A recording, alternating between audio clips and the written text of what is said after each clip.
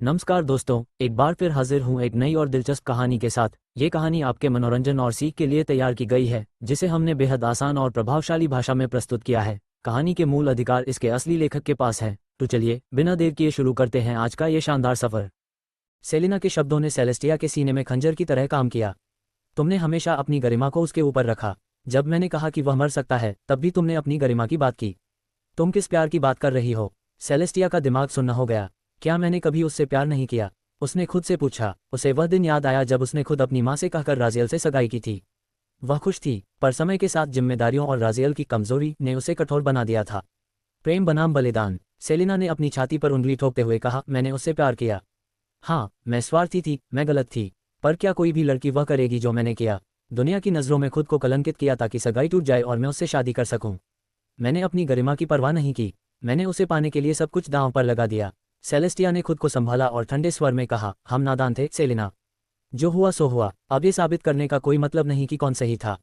हमें ये स्वीकार करना होगा कि हमने गलती की। उसने आगे कहा, सच बताने से राजियल को कोई फर्क नहीं पड़ेगा। वह सिर्फ तुम्हारा अपराध बोध कम करेगा, उसे कोई राहत नहीं देगा। हमें राजियल को यह तय करने देना चाहिए कि वह हमें क्या सजा देना चाहता है।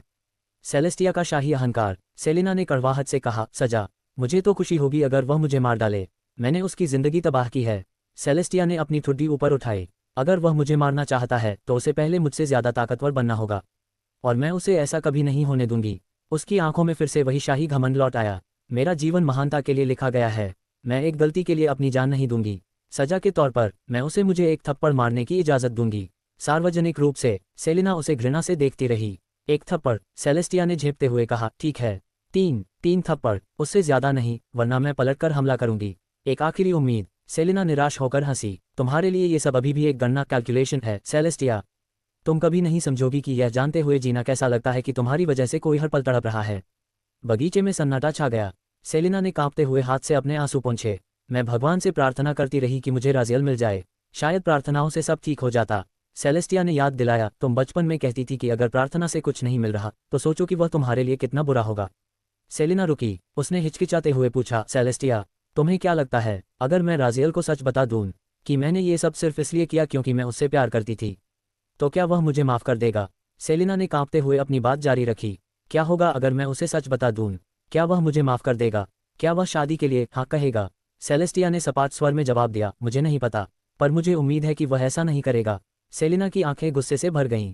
उम्मीद नहीं करेगा? तुम्हारा क्या मतलब है? सेलेस्टिया ने अपनी बाहें सिकुड़ी और चिढ़ते हुए कहा, अभी उसका भला करने पर ध्यान दो, इन बेतुके ख्यालों पर बाद में सोचना। क्या तुम अब भी उससे प्यार करती हो? सेलेस्टिया ने सेलिना से वह सवाल पूछा जो हवा में लटका हुआ था। सेलिना ने बिना हिचकिचाए कहा, हाँ, मैं उससे प्यार करती हूँ। हमेशा किया है। फिर उसने पलटकर सेलेस्टिया से पूछा, और तुमने तो उसे इसलिए छोड़ दिया क्योंकि वह कमजोर था, पर अगर वह ताकतवर हो गया तो क्या तुम उसे वापस पाना चाहोगी? सेलेस्टिया की आंखें प्लेटिनम की तरह चमकने लगीं। मुझसे ये सवाल मत पूछो सेलिना। अगर मुझे कुछ पसंद है तो दुनिया की कोई ताकत मुझे उसे पाने से नहीं रोक सकती। मैं जो चाहती हूँ वही करती हूँ, नैतिकता मेरे लिए मायने नहीं रखती। सेलेस्टिया ने अपनी शक्ति वैलेंटाइन ऑरा को महसूस कराया और सेलिना के माथे के पास झुककर फुसफुसाई, अगर तुम मेरी दुश्मन बनना चाहती हो तो तुम्हारा स्वागत है, पर याद रहे मेरी माँ के अलावा आज तक मुझे कोई हरा नहीं पाया है। गरिमा बनाम भावनाएं। सेलेस्टिया ने अपनी शक्ति कम की और गंभीरता से कहा, पर तुम्हारे लिए अच्छी खबर यह है कि ऐसा कभी नहीं होगा। मैंने फैसला किया है, जब तक कोई मुझे हरा न दे मैं उसे अपना साथी स्वीकार नहीं करूंगी। और राजियल, वह कभी उस स्तर तक नहीं पहुंच पाएगा। उसने ठंडी आवाज में जोड़ा, अगर मैं उससे सबसे ज्यादा प्यार भी करती तब भी मेरी गरिमा डिग्निटी उसे स्वीकार नहीं करती। भावनाएं उन लोगों के लिए नहीं होती जो महानता के लिए पैदा हुए हों। सेलिना ने चुनौती स्वीकार की। ठीक है, फिर मैं उसे ले लूंगी, और अगर उसके लिए मुझे तुमसे लड़ना पड़ा तो मैं तैयार हूं। दोनों की दिव्य और शाही शक्तियां आपस में टकराईं, जिससे पूरे बगीचे का वातावरण कांप उठा। मेरिसा का प्रस्थान और रिवेन की एंट्री। सेलिना ने बताया कि वह लेडी मेरिसा राजियल की मां से मिलने जा रही है। सेलेस्टिया ने उसे रोका, वह यहाँ नहीं है, वह अटलांटिस गई है राजियल को ढूंढने। सेलिना को राहत मिली, पर जब उसने कहा कि वह नोवा से बात करेगी तो सेलेस्टिया ने उसे चेतावनी दी, वह पागल है, उसके पास जाना अपनी मौत को दावत देना है। तभी ऊपर एक ऊंची विलो ट्री की शाखा पर सफेद बालों और सफेद आंखों वाला एक शख्स बैठा था, रिवेन। वह इन दोनों की बातें सुनकर अपना सिर पकड़ चुका था। ये सब कितना हास्यास्पद है, रिवेन बुदबुदाया। भाग्य ने जिन्हें इस युग का रक्षक चुना था वे यहाँ बैठकर आपस में ही लड़ रही हैं। वह कमीना राजियल, उसने सब कुछ बदल दिया है। मुझे उससे बात करनी होगी, इससे पहले कि किस्मत पूरी तरह से पटरी से उतर जाए। और पलक झपकते ही रिवेन वहां से गायब हो गया। अर्धघग टिल्डर। जैसे ही मारिया के पैर ठोस जमीन पानी के भीतर की सतह पर पड़े, वह लड़खड़ा गई। मैं कभी इन घूमते हुए वर्महोल्स की आदत नहीं डाल पाऊंगी। मेरा सब कुछ घूम रहा है, आत्मा, दिमाग, पेट, सब कुछ। राजियल ने हमेशा की तरह उसे अनसुना कर दिया। तो क्या हम सेकंड सी में पहुंच गए? उसने सामने दिख रहे विशाल और चमकते हुए कोरल सिटी को देखते हुए पूछा। यह शहर किसी जीवित मंदिर की तरह लग रहा था, जहां की गलियां क्रिस्टल की तरह पारदर्शी थीं। नेपच्यूनिया ने पुष्टि की, हाँ, हमने बॉर्डर पार कर लिया है। हम सेकंड सी के प्रवेश द्वार पर हैं। तुमने मेरे साथ क्या किया? मारिया ने राजियल के सामने खड़े होकर चिल्लाते हुए पूछा। इससे पहले कि हम उस शहर में कदम रखें, तुम्हें मुझे बताना होगा कि तुमने मेरे साथ क्या किया। तुमने मेरा दिल निकाला और दूसरा डाल दिया। मुझे बताओ, वह किसका दिल था? मेरा शरीर लावा की तरह क्यों जल रहा है? राजियल ने शांति से जवाब दिया, बधाई हो, तुम अब पूरी तरह से शुद्ध मानव नहीं रही। मारिया सन रह गई। राजियल ने आगे बताया, जो दिल मैंने तुम्हारे अंदर डाला है, वह एक 8वीं रैंक के प्राणी का है। एक ग्रेटर डेविल का। राजियल का क्रिएटिव सफेद झूठ। मारिया और नेपच्यूनिया ने कभी दानव, डेमन या शैतान, डेविल के बारे में नहीं सुना था। मारिया को लगा कि राजियल झूठ बोल रहा है। राजियल ने एक गंभीर चेहरा बनाया और दुनिया का सबसे बड़ा सफेद झूठ बोलना शुरू किया। दानव बहुत दिलचस्प और नेक प्राणी होते हैं। वे बिल्कुल फरिश्तों, एंजल्स की तरह होते हैं, सुंदर, दयालु, प्यारे और मददगार। वे इतने कोमल और मीठे होते हैं कि उन्हें तुम स्ट्रॉबेरी कह सकती हो। मारिया और नेपच्यूनिया उसे ऐसे देख रही थीं जैसे उसने कह दिया हो कि सूरज एक चमकता हुआ सेब है। विली सिस्टम राजियल के दिमाग में चिल्लाए, होस्ट बंद करो, यह एक आध्यात्मिक अपराध है। दानव खुद इस परिभाषा को सुनकर मर जाएंगे। राजियल ने जारी रखा, देखो खुद को, तुम आधा दानव बनते ही कितनी सुंदर और शक्तिशाली हो गई हो। क्या मैं सेक्सी हो गई हूँ? मारिया ने पानी के एक दर्पण में खुद को देखा और चीख पड़ी, मेरी बाईं आंख लाल क्यों है? मैं अजीब दिख रही हूँ। लेकिन फिर उसने खुद का बारीकी से निरीक्षण किया। उसकी कर्व्स अब ज्यादा तीखी थी, उसकी जांघें भरी हुई थी, कमर पतली थी और उसकी लंबाई 3-4 इंच बढ़ गई थी। रुको, क्या मैं सेक्सी हो गई हूँ? उसने फुसफुसाते हुए पूछा। नेपच्यूनिया उसे जलन भरी नजरों से देख रही थी। मारिया को अपनी नई सुंदरता पसंद आने लगी थी। नरक का नया अर्थ। मारिया ने पूछा, और ये नरक, हेल क्या है? तुमने कहा था कि लुसिफर नरक का राजा है। राजियल ने बिना पलक झपकाए झूठ बोला, नरक बहुत अच्छी जगह है। वहां सिर्फ खास और नेक लोग जाते हैं। वह सुंदरता और मौज मस्ती का स्वर्ग है। लुसिफर भगवान का सबसे प्यारा फरिश्ता था जिसे उन्होंने वहां का राजा बनाया। मारिया ने सपाट स्वर में कहा, इसका मतलब तुम वहां कभी नहीं जा पाओगे? गलती से भी नहीं। राजियल एक पल के लिए ठिठक गया। हाँ, पर तुम जैसी नेक लड़की वहां जरूर जाएगी। मारिया ने अपनी आंखें सिकुड़ी। तुम आज इतने अजीब क्यों हो रहे हो राजियल? आखिर गड़बड़ क्या है? मारिया ने अपना सिर झटका। राजियल की बातों पर उसे रत्ती भर भी भरोसा नहीं था, पर उसके पास कोई और चारा भी नहीं था। तो एक दानव डेविल के पास क्या शक्तियां होती हैं? उसने सीधे पूछा। राजियल ने कंधे उचकाए, मुझे नहीं पता, मैं कभी दानव नहीं रहा, खुद ही पता लगा लो। मारिया ने अपना सिर थाम लिया। बहुत मददगार, शानदार, उसने चिढ़ते हुए कहा, पर अंदर ही अंदर वह उत्साहित थी। उसे अपनी त्वचा में एक नई ऊर्जा महसूस हो रही थी। क्या वह उड़ सकती है? क्या वह अदृश्य हो सकती है? उसने अपने शरीर को टटोला कि कहीं सींग या पूंछ तो नहीं निकल रही। क्या मुझे फिर से दर्द होगा? मारिया को वह लावा जैसा दर्द याद आया जब उसका दिल बदला गया था। राजियल ने उसे आश्वस्त किया, नहीं, वह दर्द सिर्फ तुम्हारे रूपांतरण ट्रांसफॉर्मेशन का था। तुम अब आधा इंसान और आधा दानव हो। तुम भाग्यशाली हो कि तुम्हारे पास एक नोबल ब्लडलाइन है, वरना तुम मिट्टी की तरह बिखर जाती। राजियल ने एक तिरछी नज़र डाली। वैसे मुझे लगता है कि मैं एक थैंक यू का हकदार हूँ। मैंने तुम्हें 4थी रैंक से सीधे 7वीं रैंक के करीब पहुंचा दिया है।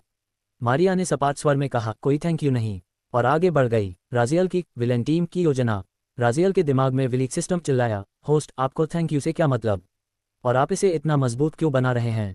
राजियल ने मन ही मन जवाब दिया, विली, हम नियति फेट के खिलाफ जा रहे हैं। विलेन्स हमेशा इसलिए हारते हैं क्योंकि वे अकेले लड़ते हैं। अंत में नायक हीरो अपनी पूरी टीम के साथ आता है और अकेला विलेन मारा जाता है। मैं वह गलती नहीं करूंगा। वह जानता था कि सेलेस्टिया, सेलिना और नोवा जैसे लोग उसके दुश्मन बन चुके हैं। उसे अपनी एक विलेन स्क्वाड चाहिए थी। जब विली ने लेवी को फालतू साइड कैरेक्टर कहा तो राजियल ने उसे टोकते हुए कहा कि लेवी के पास ऐसी शक्ति है जो सूर्य देव के पुत्र अरन को भी भ्रमित कर सकती है। सिर्फ मैं ही तुम्हें चूमकर ठीक कर सकता हूँ। तभी मारिया रुकी और पलटकर एक गंभीर सवाल पूछा, मुझे उस किस्म वाली हीलिंग की तकनीक समझ नहीं आई। मुझे असली स्पष्टीकरण चाहिए। राजियल थोड़ा झेप गया, पर उसने अपना उदासीन चेहरा बनाए रखा। देखो, मैं हर किसी को चूमकर ठीक नहीं कर सकता। ये सिर्फ तुम्हारे लिए है। सिर्फ मैं ही तुम्हें उस तरह ठीक कर सकता हूँ। समंदर का वातावरण अचानक जम गया। नेपच्यूनिया की आंखें फटी रह गईं। मारिया पीछे हटी, उसकी आंखों में गहरा संदेह और डर था। ठीक है, अब मुझे पक्का यकीन है कि तुम मुझसे प्यार करते हो, क्योंकि यह बात बहुत अजीब लग रही है। तुम डरावने क्रीपी लग रहे हो राजियल। सिर्फ मैं ही तुम्हें ठीक कर सकता हूँ, इसका क्या मतलब है? मैं क्या समझूं? तो क्या तुम्हें पक्का यकीन है कि तुम मुझसे प्यार नहीं करते? मारिया ने राजियल की ओर उंगली उठाते हुए पूछा, क्योंकि यह सब बहुत अजीब है। मैं अब सच में डर रही हूँ। राजियल ने अपनी अधखुली उदासीन आंखों से उसे देखा और सिर झटक दिया। तुम सपने देख रही हो औरत। मुझे औरतों में कोई दिलचस्पी नहीं है, और अगर होती भी तो वह निश्चित रूप से तुम तो नहीं होती। वह बिना पीछे मुड़े आगे बढ़ गया। मारिया सन रह गई। इसका क्या मतलब है? मुझे राहत महसूस करनी चाहिए या अपमान? मैं क्या महसूस करूं? राजियल की नफरत का कारण। नेपच्यूनिया को जैसे दुनिया का सबसे मसालेदार गपशप का टॉपिक मिल गया हो। वह राजियल के सामने कूद गई। तुम्हें औरतें पसंद नहीं? क्यों? क्या कोई दुखद मसालेदार कहानी है इसके पीछे? राजियल का स्वर बर्फीला हो गया। मुझे औरतों पर भरोसा नहीं है। वे सब एक जैसी होती हैं, स्वार्थी धोखेबाज। जिस पर आप भरोसा न कर सकें उसमें कुछ भी आकर्षक नहीं होता। उसने आगे कहा, मेरे जीवन की हर महत्वपूर्ण महिला ने मुझे धोखा दिया। मेरी माँ, मेरी बचपन की दोस्त, यहाँ तक कि मेरी मंगेतर और मेरी बहन ने भी। तो हाँ, मैं औरतों को पसंद नहीं करता। उसने नेपच्यूनिया की ओर इशारा किया। तुमने भी झूठ बोला। तुमने छिपाया कि हम इंसान हैं। तुमने अपने फायदे के लिए ये सब किया है ना? नेपच्यूनिया ने सफाई दी कि यह झूठ नहीं, बुद्धिमानी थी। कोरल सिटी में प्रवेश, गॉडलाइक उपस्थिति। जैसे ही तीनों ने सेकंड सी के मुख्य शहर कोरल सिटी में प्रवेश किया, पूरा बाजार थम गया। वहां का दृश्य देखने लायक था। दो अविश्वसनीय रूप से सुंदर महिलाएं और उनके बीच एक ऐसा पुरुष जिसकी उपस्थिति किसी देवता के समान थी। मारिया की नई आधा दानव आभा उसे एक खतरनाक आकर्षण दे रही थी, और राजियल, वह किसी सम्राट की तरह चल रहा था। उसकी गहरी लाल आंखें और चांदी जैसे बाल देखकर कई महिलाएं अपनी सांसें लेना भूल गईं। ये कौन है? क्या ये रॉयल सी का राजकुमार है? भगवान ने इसे सिर्फ औरतों के लिए बनाया है। भीड़ में से किसी की हिम्मत नहीं हुई कि उनके पास आए। राजियल के शांत कदमों से निकलने वाली शिकारी जैसी आभा प्रीडेटरी औरत ने सबको दूरी बनाए रखने पर मजबूर कर दिया। नेपच्यूनिया की जिज्ञासा। नेपच्यूनिया को डर नहीं लग रहा था। वह राजियल के कंधे से कंधा मिलाकर चल रही थी। तो उन औरतों ने तुम्हें कैसे धोखा दिया? मुझे विस्तार से बताओ। हर औरत वैसी नहीं होती। मारिया ने सुनने का नाटक नहीं किया, पर उसके कान वहीं लगे थे। नेपच्यूनिया पीछे की ओर चलते हुए राजियल के चेहरे के सामने हाथ लहरा रही थी। तुम अकेले नहीं मर सकते। इतने हैंडसम चेहरे के साथ कुंवारे मरना एक त्रासदी होगी, या शायद मजाक। राजियल ने अपना चेहरा घुमा लिया। बात करने के लिए कुछ नहीं है। नेपच्यूनिया चिढ़ गई, पर राजियल की रहस्यमयी चुप्पी ने बाजार के शोर को भी उसके लिए फीका कर दिया था। मारिया राजियल के पीछे चलते हुए उसे चुपचाप देख रही थी। अंततः उसने अपना सिर झटका और कहा, शायद तुम अपनी गलती मान लो तो बेहतर होगा। कुछ दिनों से तुम्हारे साथ रहकर मुझे पता चला है कि तुम्हारा व्यक्तित्व भले ही घटिया हो, पर तुम उतने बुरे नहीं हो जितना लोग कहते हैं। मारिया ने एक व्यंग्यात्मक मुस्कान के साथ जारी रखा, शायद उस धोखे ने तुम्हें बेहतर बनाया है। कम से कम अब तुम उतने घिनौने नहीं हो। तुम सिर्फ सब कुछ से भाग रहे हो। शायद अब खुद को माफ करने का समय आ गया है, और औरतों से नफरत करना बंद करो। शायद गलती तुम्हारी ही रही हो। राजियल का विस्फोट। मारिया के ये शब्द राजियल के पुराने जख्मों पर तेजाब की तरह गिरे। वह अचानक रुक गया। उसके कंधे कांप रहे थे। तुम्हें मेरे बारे में कुछ नहीं पता। राजियल दहाड़ा। उसकी आवाज़ बाजार के शोर को चीरती हुई गूंजी। वह मुड़ा और उसकी लाल आंखें दहकते अंगारों की तरह चमक रही थीं। जब तुम मुझसे पहली बार मिली थी, बिना कुछ जाने तुमने मुझे घिनौना कहा था। तुमने मुझे वहां से निकलवाने की कोशिश की। तुमने सिर्फ दूसरों की सुनी सुनाई बातों पर भरोसा किया। राजियल का चेहरा गुस्से और दर्द से तमतमा उठा। तुम्हें नहीं पता कि कैसा लगता है जब आप पर उस चीज़ का आरोप लगे जो आपने कभी की ही नहीं। तुम सिर्फ एक अहंकारी और अज्ञानी रईस लड़की नोबल ब्रैट हो। बाजार में सन्नाटा छा गया। लोग रुककर इस दृश्य को देखने लगे। मैं विलेन नहीं हूँ। मैं अपनी मर्जी से विलेन नहीं बन रहा हूँ। राजियल का स्वर फटने लगा। मैं बेवजह किसी की जान नहीं लेता। मैं बच्चों को नहीं मारता, जो कि तुम हो। मैं हमेशा से एक अच्छा इंसान बनने की कोशिश कर रहा था। उसने चीखकर कहा, और हाँ, वह एक विश्वासघात बट्रेल था, क्योंकि मैंने वह कभी नहीं किया। ये बात अपने दिमाग में बैठा लो, मारिया ग्रेव्स। मारिया सन रह गई। वह अपमानित महसूस नहीं कर रही थी, बल्कि वह हैरान थी। उसने पहली बार राजियल के चेहरे पर एक इंसानी भावना देखी थी। वह राजियल जो हमेशा बर्फीला और उदासीन रहता था, आज पूरी तरह से टूट चुका था। वैम्पायर भावनाओं का बोझ। राजियल ने अपना हाथ माथे पर रखा। उसका शरीर कांप रहा था।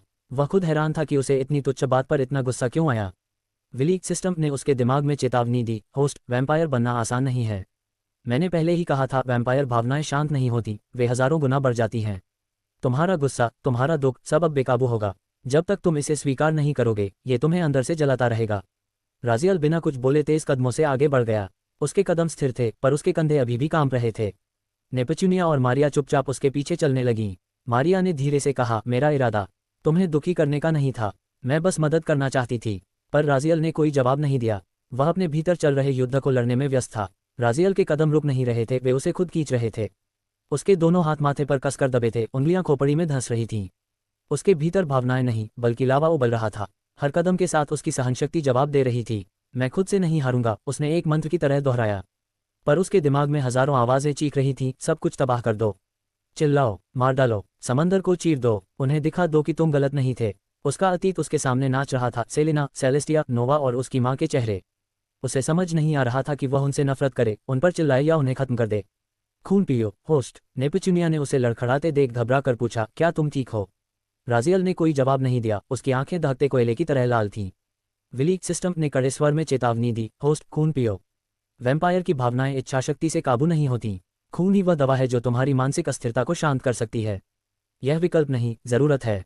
राजियल ने दांत पीसकर जवाब दिया, मैं किसी दवा या बाहरी चीज पर निर्भर रहने जितना कमजोर नहीं हूं। मैं इसे खुद संभालूंगा। सफेद शरीर और सांपों वाले बाल। तभी राजियल अचानक रुक गया। उसकी आंखों की पुतलियां सिकुड़ गईं। उसने कांपती उंगली से एक खाली दिशा की ओर इशारा किया। वह औरत। राजियल की आवाज फटी हुई और अमानवीय थी। वह हमारा पीछा कर रही है। उसे संभालो। वह जिसके बालों की जगह सांप हैं। मारिया और नेपच्यूनिया ने झटके से पीछे मुड़कर देखा। वहां सिर्फ पानी की लहरें और धीमी रोशनी थी। राजियल, वहां कुछ नहीं है, मारिया ने धीरे से कहा। पर राजियल को साफ दिख रहा था एक सफेद पारदर्शी शरीर वाली औरत जिसके सिर पर बालों की जगह जिंदा सांप लहरा रहे थे। वह अपनी खोपड़ी पकड़े लड़खड़ाते हुए आगे बढ़ गया। भाड़ में जाए सब, मारिया ने फुसफुसाते हुए पूछा, क्या उसे मतिभ्रम हेलुसिनेशंस हो रहे हैं? नेपच्यूनिया के चेहरे पर डर छा गया क्योंकि राजियल ने जिस आकृति का वर्णन किया था वह किसी प्राचीन अटलांटियन किंवदंती से मेल खाती थी। कोरल सिटी में दहशत। वे एक शराब खाने टैवर्न में घुसे जहां लोगों की कानाफूसी उनके कानों में पड़ी। क्या तुमने सुना? हमारा रक्षक सी लॉर्ड मारा गया। किसी ने कहा कि एक बैंगनी बालों वाली औरत ने उसे एक ही वार में ढेर कर दिया। राजियल ने सुना पर उसकी प्राथमिकता अब सिर्फ अपनी चेतना को बचाए रखना था। वह नहीं जानता था कि वह जो देख रहा है वह उसके दिमाग की उपज है या उसकी नई शक्तियों द्वारा देखा गया कोई सच। पूरा शराबखाना टैवर्न फुसफुसाहटों से गूंज रहा था। राजियल जैसे ही भीतर घुसा उसे हर तरफ से आती अफवाहों ने घेर लिया। क्या ये सच है? आज सुबह से किसी ने सी लॉर्ड को नहीं देखा। मैंने सुना है किसी इंसान ने उसे एक ही वार में मार दिया। क्या सेकंड सी में कोई इंसान? ये नामुमकिन है। मारिया, जो राजियल के पीछे थी, अचानक ठिठक गई। बैंगनी बाल। उसका पेट धक से रह गया। क्या वह राजियल की वह पागल बहन नोवा है? मारिया को याद आया कि कैसे उस औरत ने टूर्नामेंट के बीच में ड्यूक के वारिस के अंक काट दिए थे, और वह भी एक डरावनी मुस्कान के साथ। अगर वह यहाँ है तो तबाही निश्चित है। राजियल की टूटती हिम्मत। राजियल ने भी वे अफवाहें सुनी पर उसका ध्यान उन पर नहीं था। उसके भीतर भावनाओं का सुनामी उठ रहा था। मुझे एक कमरा चाहिए। राजियल की आवाज़ कांप रही थी। रिसेप्शनिस्ट ने जब उसे करीब से देखा तो उसकी सांसें अटक गईं। वह किसी लुभावने और खतरनाक देवता जैसा लग रहा था। उसने कांपते हाथों से चाबी दी। कमरा नंबर 4। श्रीमान, क्या आप ठीक हैं? आप बहुत तनाव में लग रहे हैं। अगर आपको व्यक्तिगत मदद चाहिए तो। राजियल ने उसे देखा तक नहीं। उसने चाबी झपटी और ऊपर चला गया। मारिया का अंतर्द्वंद्व, इंटरनल कॉन्फ्लिक्ट। नीचे नेपच्यूनिया ने मारिया को देखा जो बुत बनी खड़ी थी। तुम्हें क्या हुआ? और वह अचानक ऊपर क्यों भाग गया? वह कमरा नंबर 4 में है, मारिया ने सपाट स्वर में कहा। जब वे ऊपर पहुंचे, राजियल ने दरवाज़ा बंद करने से पहले सिर्फ इतना कहा, रुको, मुझे थोड़ा समय दो। दरवाजे के बंद होते ही नेपच्यूनिया ने मारिया की ओर देखा। ये सब तुम्हारे उन कड़वे शब्दों के बाद हुआ। वह टूटता हुआ लग रहा था। शायद तुम्हें ऐसा नहीं कहना चाहिए था। मारिया उलझन में थी। वह ऐसा इंसान नहीं है जो किसी की बातों को दिल पर ले ले। वह हमेशा ठंडा और उदासीन रहता है। पर आज वह अलग था। उसने मुझ पर चिल्लाकर कहा कि वह बेगुनाह है। क्या ये सच हो सकता है? नेपच्यूनिया ने धीरे से कहा, झूठ बोलने वाला इंसान इस तरह नहीं टूटता मारिया। उसके चेहरे पर जो दर्द था वह असली था। क्या मैं उसे बचा रही हूँ? मारिया का दिमाग चकरा रहा था। वर्षों से वह मानती आई थी कि राजियल एक आपराधिक रेपिस्ट है। उसने हमेशा सोचा था कि वह हर लड़की को उसके बारे में चेतावनी देगी। पर अब जब नेपच्यूनिया ने उससे सच पूछा तो मारिया की जुबान सिल गई। क्या मैं उसे बचाने की कोशिश कर रही हूँ? उसने खुद से पूछा। उसे एहसास हुआ कि वह राजियल के लिए चिंता महसूस कर रही है। क्या यह उस दानवी हृदय का असर था? राजियल ने कहा था कि दानव फरिश्तों जैसे होते हैं। कमरे के भीतर का नरक। कमरे के अंदर राजियल बिस्तर पर गिर पड़ा। वह अपने सिर को दोनों हाथों से जकड़े हुए था। ये और भी बदतर होता जा रहा है। उसके विचार उसे काट रहे थे। विलीक सिस्टम की आवाज़ गूंजी, होस्ट, इसे दबाने का कोई रास्ता नहीं है। यह एक आदिम वृत्ति प्राइमल इंस्टिंक्ट है। बस थोड़ा सा खून पी लो, यह अस्थायी रूप से सब शांत कर देगा।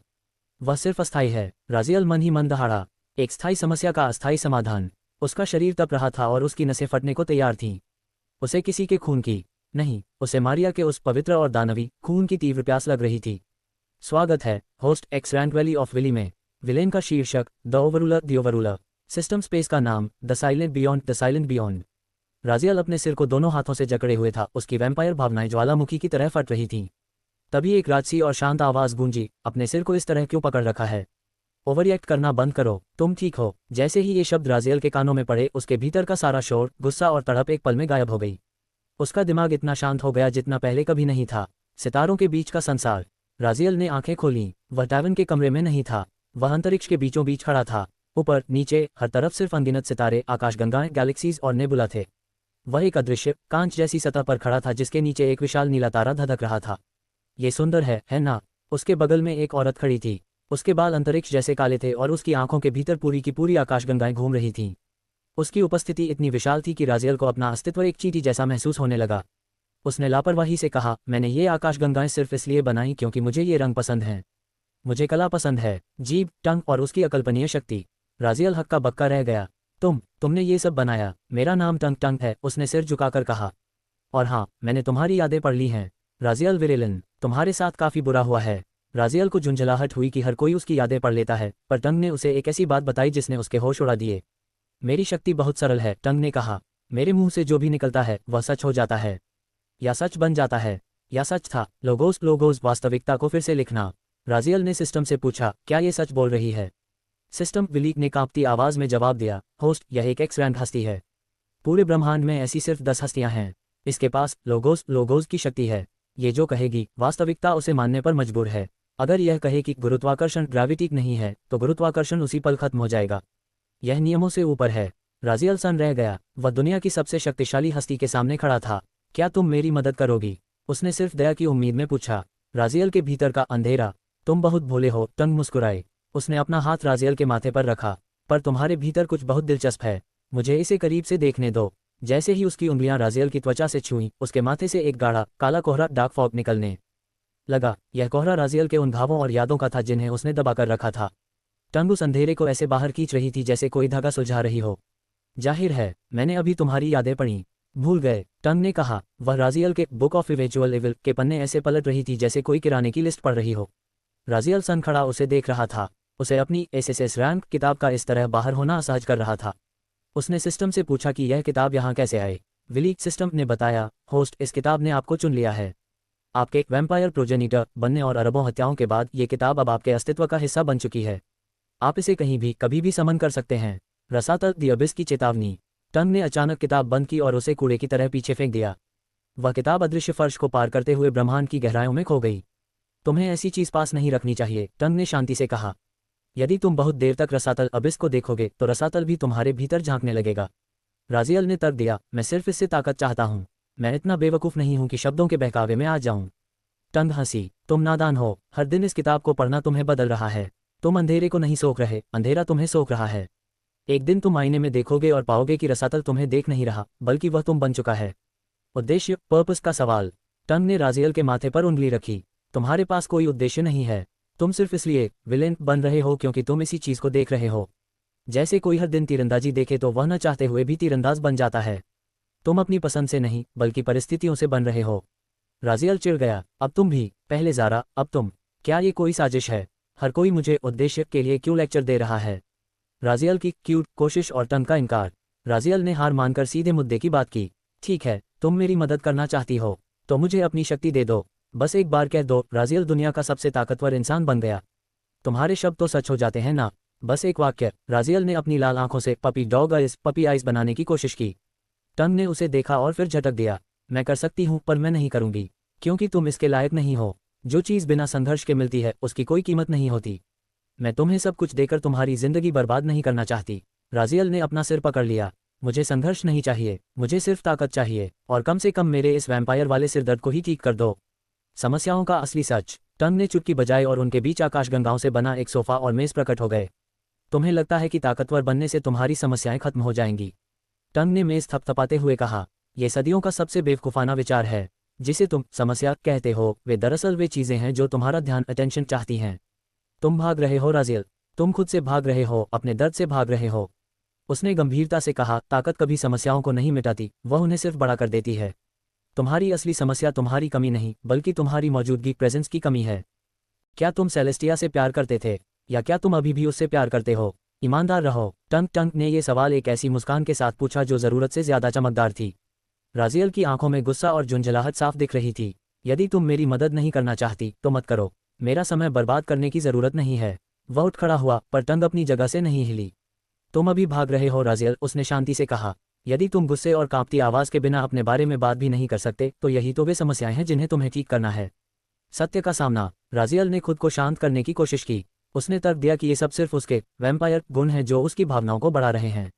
पर टंग ने उसे आईना दिखाया, भावनाएं तुम्हारी अपनी हैं, किसी जादू या वैम्पायर की नहीं। या तो उनका सामना करो या ढोंग करते रहो कि तुम्हें कुछ महसूस नहीं होता। राजियल का अहंकार उसे डरपोक कहलाना बर्दाश्त नहीं कर सकता था। वह वापस सोफे पर बैठ गया। ठीक है, पूछो। जब टंग ने दोबारा वही सवाल पूछा तो राजियल ने ईमानदारी चुनी। मेरे मन में उसके लिए भावनाएं थीं, उसने धीरे से कहा। पर अब नहीं, मैं तब नादान था और दुनिया की हकीकत को नहीं समझता था। परिवार और विश्वासघात। टंग ने अगला प्रहार किया। सेलिना, तुम्हारी बहन और तुम्हारी माँ के बारे में क्या तुम उनसे भी प्यार करते थे? राजियल ने अपनी नज़रें सितारों की ओर टिका दी। मेरा पहले कभी कोई परिवार नहीं था, इसलिए जब मुझे एक परिवार मिला तो मैं अपनी भावनाओं को रोक नहीं सका। मुझे पता था कि चीज़ें गलत हो सकती हैं, टूट सकती हैं। उसकी आवाज़ थोड़ी भारी हो गई। मैं स्वार्थी था, मैं प्यार पाना चाहता था और मैंने उन लोगों से उम्मीदें की जो इसके लायक नहीं थे, और उन्होंने तुम्हें धोखा दिया, टंग ने ठंडे स्वर में कहा। राजियल ने सिर्फ सिर हिलाया। प्रतिशोध और एक कड़ा इम्तिहान। तो तुम बदला लेना चाहते हो? मैं अपना बदला जरूर लूंगा। राजियल की आवाज़ अब बर्फीली और बेरहम हो गई थी। उसकी लाल आंखों में एक ऐसी दृढ़ता थी जो हवा को चीर रही थी। टंग की मुस्कान गायब हो गई। उसने माहौल को और गंभीर बनाने के लिए एक इल्यूजन पैदा किया। अचानक सेलेस्टिया उनके ठीक सामने खड़ी थी, उतनी ही सुंदर और शांत जितनी वह असलियत में थी। राजियल के हाथ में एक चमकदार खंजर डैगर प्रकट हुआ। टंग ने फुसफुसाते हुए पूछा, सेलेस्टिया तुम्हारे सामने है, क्या तुम उसे मार दोगे? राजियल ने खंजर को देखा और फिर सेलेस्टिया को। उसने बिना किसी हिचकिचाहट के अपना सिर हिला दिया। मैं उसे नहीं मार पाऊंगा, उसने सपाट स्वर में कहा। वह मुझसे ज्यादा ताकतवर है। राजियल ने इसे सिर्फ एक तर्क लॉजिक की तरह कहा, पर टंग इस जवाब से बिल्कुल भी संतुष्ट नहीं थी। उसे पता था कि राजियल अभी भी सच का एक हिस्सा छिपा रहा है। मैं उसे नहीं मार पाऊंगा, राजियल ने कहा था। पर इससे पहले कि टंग अपनी बात पूरी करती, राजियल का हाथ बिजली की गति से घुमा। खचाक, खंजर सीधे सेलेस्टिया के सीने में, उसके दिल के स्थान पर धंस गया। कोई हिचकिचाहट नहीं, कोई कांपता हाथ नहीं। सेलेस्टिया की आंखें सफ़ेद हो गईं और वह बेजान होकर फर्श पर गिर पड़ी। टंग ने राजियल को उत्साह से देखा। राजियल ने अपना हाथ पोंछा और शांति से सोफे पर बैठ गया।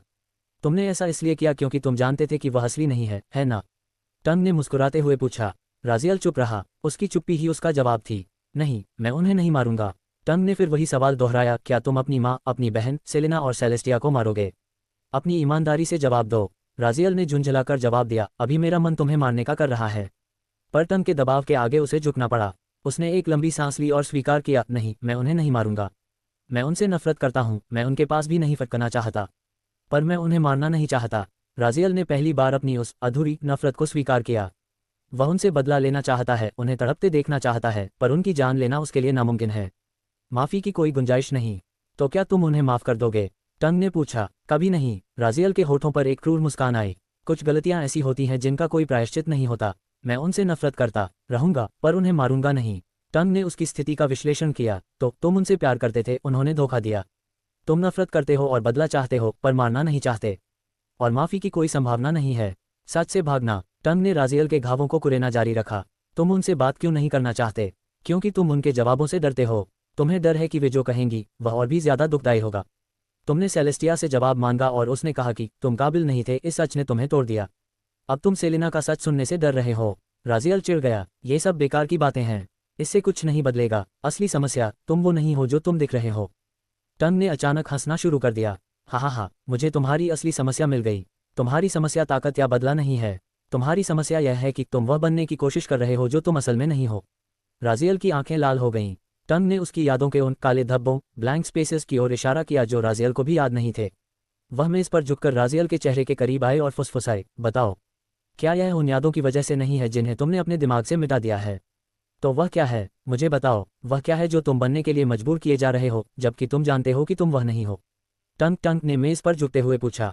उसकी आकाशगंगा जैसी आंखें राजियल के अस्तित्व को चीर रही थीं। राजियल ने एक लंबी सांस ली। उसका चेहरा बिल्कुल सपाट था, पर उसकी आवाज़ में एक ऐसी सच्चाई थी जिसे उसने अब तक खुद से भी छिपाया था। मैं विलेन खलनायक नहीं बनना चाहता। उसने यह बात इतनी शांति और ठंडक से कही जैसे किसी पुराने तथ्य को दोहरा रहा हो। टंग मुस्कुराई। उसे राजियल की यह ईमानदारी पसंद आई, पर कोई और था जो इस बात से बुरी तरह आहत और नाराज था। विली का विरोध, तुम एक विलेन हो, होस्ट। सिस्टम की आवाज़ में सिर्फ हैरानी नहीं बल्कि अपमान का भाव था। इसका क्या मतलब है? आप विलेन नहीं बनना चाहते, पर आप एक विलेन हैं, होस्ट। यही आपकी पहचान है। आप ऐसा कैसे कह सकते हैं जैसे आपको इसके लिए मजबूर किया गया हो? राजियल ने मन ही मन जवाब दिया, विली, यह मैंने तय नहीं किया था। यह मुझ पर थोपा गया था। तुमने कभी मुझसे नहीं पूछा कि मैं क्या चाहता हूँ। तुमने बस मान लिया कि मुझे यही बनना है। सिस्टम ने बचाव करते हुए कहा, होस्ट, मैं आपकी ताकत हूँ। मैंने कभी आप पर कोई नियम नहीं थोपा। मैंने हमेशा कहा जो चाहो वो करो, वही तो विलेन है। यह आपकी आज़ादी है, आज़ादी या चालाकी। राजियल ने कड़वाहट भरी हंसी के साथ कहा, बिना दया के किसी की मदद करना हेरफेर मैनिपुलेशन कहलाता है। विली, तुमने कभी मेरा भला नहीं चाहा। तुमने मुझे दर्द, अकेलेपन और तड़प से गुजारा ताकि तुम मुझे बेहतर बना सको। क्या तुमने कभी मुझसे कहा कि रुक जाओ, ये तुम्हें चोट पहुंचाएगा? क्या कभी तुमने मुझे खुश रहने के लिए प्रोत्साहित किया? नहीं, तुमने मुझे सिर्फ अंधेरे की ओर धकेला। उसने आगे कहा, मेरी बहन ने मुझे सजा दी, पर मेरा SS रैंक पेन टॉलरेंस देखो। उसने जो किया वह उस दर्द के सामने कुछ भी नहीं था जो तुमने मुझे दिया है। अगर मैं उसे नफरत करता हूं तो मुझे तुम्हारे बारे में क्या महसूस करना चाहिए? छीना गया बचपन। राजियल ने अपने पिछले जीवन को याद किया। पिछली जिंदगी में मैं 13 साल का था जब मैं मरा। मुझे किसी ने सही गलत नहीं सिखाया, और जब मैं यहाँ दोबारा पैदा हुआ मुझे एक परिवार मिला। मैं खुद को ढूंढना चाहता था, पर तुम आ गए। उसकी आवाज़ और भी धीमी हो गई। जब दूसरे बच्चे खेल रहे थे मैं तुम्हारी वजह से साजिशें रच रहा था। जब वे बेपरवाह थे मैं गणना कर रहा था कि कौन मेरा दुश्मन है और कौन दोस्त। तुमने मेरा बचपन छीन लिया और मुझे एक विलेन के सांचे में ढाल दिया। इसे ही मैनिपुलेशन कहते हैं, विली। सिस्टम अपनी बात पर अड़ा रहा। आप गलत समझ रहे हैं, होस्ट। मैं आपको तैयार कर रहा था। आपके पास हमेशा आज़ादी थी और हमेशा रहेगी। आप जो चुनेंगे वही आप बनेंगे। राजियल के होठों से एक हल्की ठंडी हंसी निकली। विली, मुझे कुछ सवाल पूछने हैं, उसने मन ही मन कहा। क्या ये स्वीकार्य होगा अगर मैं निर्दोष बच्चों को मार दूं? ये स्वीकार्य है, होस्ट। सिस्टम के पास कोई नैतिकता या सीमाएं नहीं हैं। क्या मैं लड़कियों का बलात्कार कर सकता हूँ? क्या मैं महामारी फैला सकता हूँ या मजे के लिए लोगों को तड़पा सकता हूँ? राजियल का स्वर सपाट था। आप कर सकते हैं। सिस्टम आपको इन कौशलों को सिखाने के लिए सही विलेन ढूंढने में मदद करेगा। राजियल ने गहरी सांस ली। तो तुम अंधेरे या पागलपन को भी नहीं रोकोगे? अगर मैं पूरी तरह से मनोरोगी साइकोपैथ बन जाऊं, सिस्टम हस्तक्षेप नहीं करेगा। मेरे लिए सब कुछ स्वीकार्य है। जानबूझकर दी गई पीड़ा। राजियल की आंखों में एक खतरनाक चमक आए। चूंकि तुम इतने ईमानदार हो रहे हो, तो बताओ, जब सेलिना ने मुझ पर आरोप लगाया और मुझे अदालत में घसीटा गया, क्या तुम उस स्थिति को ठीक कर सकते थे? सिस्टम थोड़ी देर के लिए रुका। हाँ, मेरे पास अरबों तरीके थे। मैं उनके अपराध को साबित कर सकता था, सबूत गढ़ सकता था। मेरे पास सर्वशक्तिमान बुद्धिमत्ता है, होस्ट। पर मैंने हस्तक्षेप नहीं किया क्योंकि मैं चाहता था कि आप संघर्ष करें और ग्रोथ प्राप्त करें। राजियल के हाथ की नसें उभर आईं। और जब चर्च में मुझे तड़पाया गया, जब मैं हजारों बार घायल हुआ, क्या तुम उसे आसान बना सकते थे? क्या तुम मुझे दुनिया का सबसे सुखी और सुरक्षित इंसान बना सकते थे? हाँ, मात्र शब्दों से ही मैं आपको दुनिया का सबसे अमीर और संतुष्ट व्यक्ति बना सकता था। और तुमने नहीं किया, राजियल ने कहा। उसकी आवाज़ अब बर्फीली थी। तुमने मुझे टूटते हुए, अपमानित होते हुए देखा और कुछ नहीं किया। तुमने दर्द को सिखाने का तरीका बना दिया। विली, तुम भी रावेनिया इस दुनिया के बाकी लोगों से अलग नहीं हो जिन्होंने बिना पूछे मेरे लिए फैसले लिए। अकेलेपन की साजिश। मैंने ये सब शिप जहाज पर महसूस किया, राजियल ने कहा। तुमने हमेशा लेवी को फालतू कहा क्योंकि तुम चाहते थे कि मैं अकेला रहूं। एक अकेला इंसान आसानी से मैनिपुलेट किया जा सकता है। तुमने मुझे मारिया को चूमने के लिए उकसाया ताकि वह मुझसे और नफरत करे और मैं फिर से अकेला पड़ जाऊं। सिस्टम ने बचाव किया। क्या आपको डर नहीं है कि मैं आपकी शक्तियां वापस ले लूंगा? सिस्टम ट्रेनिंग और ऑटोमेटिक ब्लैकस्मिथ फंक्शन को लॉक कर दूंगा। राजियल निडर होकर हंसा। तुम ऐसा नहीं करोगे, क्योंकि अगर मैं मर गया तो तुम भी मर जाओगे। और अंततः तुम मेरा सिस्टम हो, मैं तुम्हारा नहीं। घोषणा, मैं तुम्हारी पहचान नहीं चाहता। राजियल ने अपना सिर ऊपर उठाया। उसकी लाल आंखें सितारों की रोशनी में चमक रही थीं। विली, तुम खुद को मेरा भला चाहने वाला कहते हो, पर तुम सिर्फ अपने स्वार्थ के लिए मुझे एक विलेन के सांचे में ढालना चाहते हो। तुम मुझे मेरा पर्पज ढूंढने को कहते हो, पर तुमने पहले ही मुझे एक लेबल दे दिया है, विलेन। उसने स्पष्ट स्वर में कहा। अब तुम जो करना चाहते हो करो। मैं वो करूंगा जो मैं चाहता हूँ। मुझे तुम्हारा दिया हुआ लेबल नहीं चाहिए। मैं वो बनूंगा जो मैं बनना चाहता हूँ। ठीक है, जैसा आप चाहें वैसा करें। इससे कुछ बदलने वाला नहीं है। आप बिना किसी कारण के हमारे रिश्ते को खराब कर रहे हैं, होस्ट। आप अभी भी वही करेंगे जो आप पहले कर रहे थे। मैं विलेन नहीं हूँ कहने से हकीकत नहीं बदल जाएगी। सिस्टम की आवाज़ में वही पुरानी सपाट निराशा और कड़वाहट थी। वह राजियल को ऐसे डांट रहा था जैसे कोई शिक्षक किसी ऐसे बच्चे को समझा रहा हो जिसे गणित समझ नहीं आ रहा। राजियल ने बेपरवाही से कंधे उचकाए। मैं तो बस तुम्हें बता रहा था कि मुझे तुम्हारी चालों का पता है। उसकी आवाज़ में एक अजीब सी शांति और थकान भरी स्वीकृति थी। सिस्टम ने चिढ़ते हुए कटाक्ष किया। और हाँ, बधाई हो।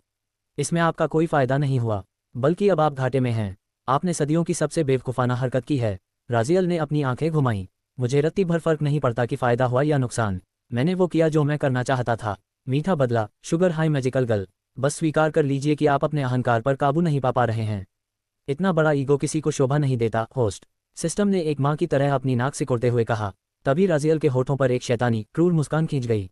उसने पीछे झुकते हुए बहुत ही सुकून से कहा, सिस्टम, अपनी आवाज़ बदलो और अब से हमेशा के लिए एक शुगर हाई मैजिकल गर्ल की तरह बोलो। स्थायी रूप से, परमानेंटली। होस्ट, आप ऐसा नहीं कर सकते। सिस्टम ने विरोध करने की कोशिश की, पर राजियल ने अपनी इच्छाशक्ति का पूरा दबाव बनाया। डिंग, होस्ट सिस्टम की आवाज़ को शुगर हाई मैजिकल गल्प में बदलना चाहता है। हाँ या ना? राजियल की मुस्कान और गहरी हो गई। हाँ, और फिर उगघग, इसे रोको, तुम बहुत बुरे हो, you are being so mean Tilda. एक झटके में राजियल के दिमाग में चमकती, चुलबुली और हद से ज्यादा मीठी मैजिकल गर्ल की आवाज़ गूंजी। ये किसी एनिमे की नखरीली नायिका जैसी आवाज़ थी। एक्सक्यूज मी, तुम्हारी हिम्मत कैसे हुई? मैं इससे बिल्कुल भी सहमत नहीं हूँ। इसे ठीक करो, अभी ठीक करो। ओके। आवाज़ में एक नखरीली दीवार जैसी खनक थी। राजियल ने अपने मुंह पर हाथ रख लिया, उसकी आंखें खुशी से चमक रही थीं। मेरी जिंदगी का सबसे बेहतरीन फैसला, उसने बुदबुदाया। सिस्टम अब पूरी तरह चुप हो गया था, क्योंकि उसे अपनी नई आवाज़ सुनकर खुद से नफरत हो रही थी। टंग का उपहार, एक सितारा। तुम किस बात पर मुस्कुरा रहे हो? टंग ने पूछा। वह उसे ध्यान से देख रही थी। कुछ नहीं, राजियल ने अपनी हंसी दबाते हुए कहा। वह उसे सिस्टम के बारे में कुछ नहीं बताने वाला था।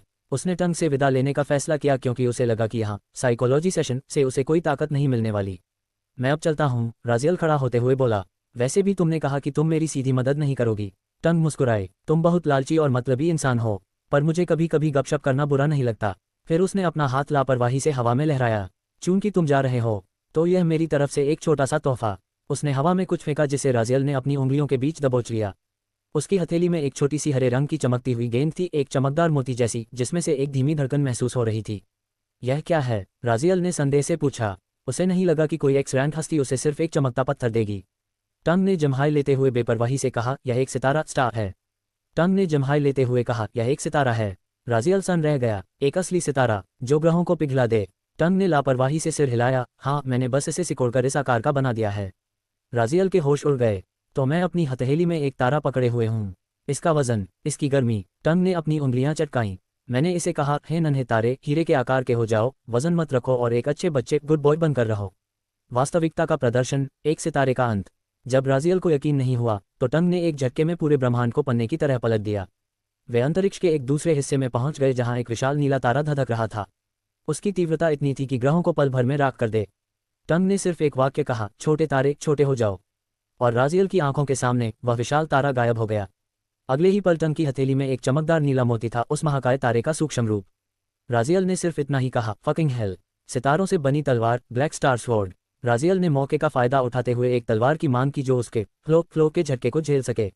टंग ने मुस्कुराते हुए उसी नीले तारे को पिघलाकर एक शानदार तलवार में बदल दिया। तलवार का ब्लेड गहरा नीला था, जैसे उसके भीतर आकाशगंगाएं घूम रही हों। पर राजियल ने अपनी पुरानी एस्थेटिक पसंद दोहराई, क्या ये काली ब्लैक हो सकती है? ब्लैक सेक्सी है। टंग ने आंखें घुमाईं और तलवार को गहरे काले रंग में बदल दिया, जिस पर चांदी के जादुई निशान इंस्क्रिप्शंस चमक रहे थे। 9 तालों, 9 लॉक्स का रहस्य। टंग ने बताया कि इस तलवार पर 9 ताले हैं, जिनसे इसका वजन बदला जा सकता है। पहला ताला, एक पंख से लेकर 10 लाख किलो तक। दूसरा ताला, अरबों किलो। 9वां ताला, एक पूरे तारे का वजन 10 कैरेट 32 किलो। मुझे नहीं लगता कि तुम 9वें ताले को कभी खोल पाओगे, टंग ने मजाक उड़ाते हुए कहा। राजियल ने जैसे ही तलवार पकड़ी, वह उसके हाथों में बिल्कुल हल्की लगी, पर उसने सहज ज्ञान इंस्टिंक्ट से उसका वजन अपने मन मुताबिक बढ़ा लिया। नया उद्देश्य, पागलपन। विदाई से पहले टंग ने पूछा, तो क्या तुमने अपना उद्देश्य पर्पस ढूंढ लिया? राजियल ने तलवार को अपने कंधे पर रखा। उसकी आंखों में एक पागलपन भरी चमक थी। हाँ, मैं पागल होने जा रहा हूँ। I am going to go crazy. इसका क्या मतलब है? टंग ने पूछा। राजियल ने एक ठंडी मुस्कान के साथ जवाब दिया, इसका मतलब है कि अब मैं हर किसी की जिंदगी हराम करने वाला हूँ। I am going to FCK around with everyone. अब वह किसी नियम, प्रतिशोध या सिस्टम के विलेन लेबल से बंधा नहीं था। वह अब एक फ्री एनोमली था, अराजकता का एक ऐसा स्रोत जिसे रोकना किसी के बस में नहीं था। राजियल बिस्तर से एक ताजगी भरी अंगड़ाई के साथ उठा। उसके चेहरे पर एक दुर्लभ और असली मुस्कान थी। उसके हाथ में टंग द्वारा दी गई काली तलवार अपनी नई म्यान में सुरक्षित थी। तभी उसे कमरे के कोने में एक मौजूदगी का एहसास हुआ। उसने मुड़कर देखा, वहां रिवेन खड़ा था। ओह, देखो यहाँ कौन है, राजियल ने व्यंग्य से कहा। क्या आप देवता बिना इजाजत बेडरूम में घुसने लगे हैं? रिवेन उसे हैरानी से देख रहा था। मुझे लगा था तुम मुझ पर हमला करोगे, पर तुम मुस्कुरा रहे हो।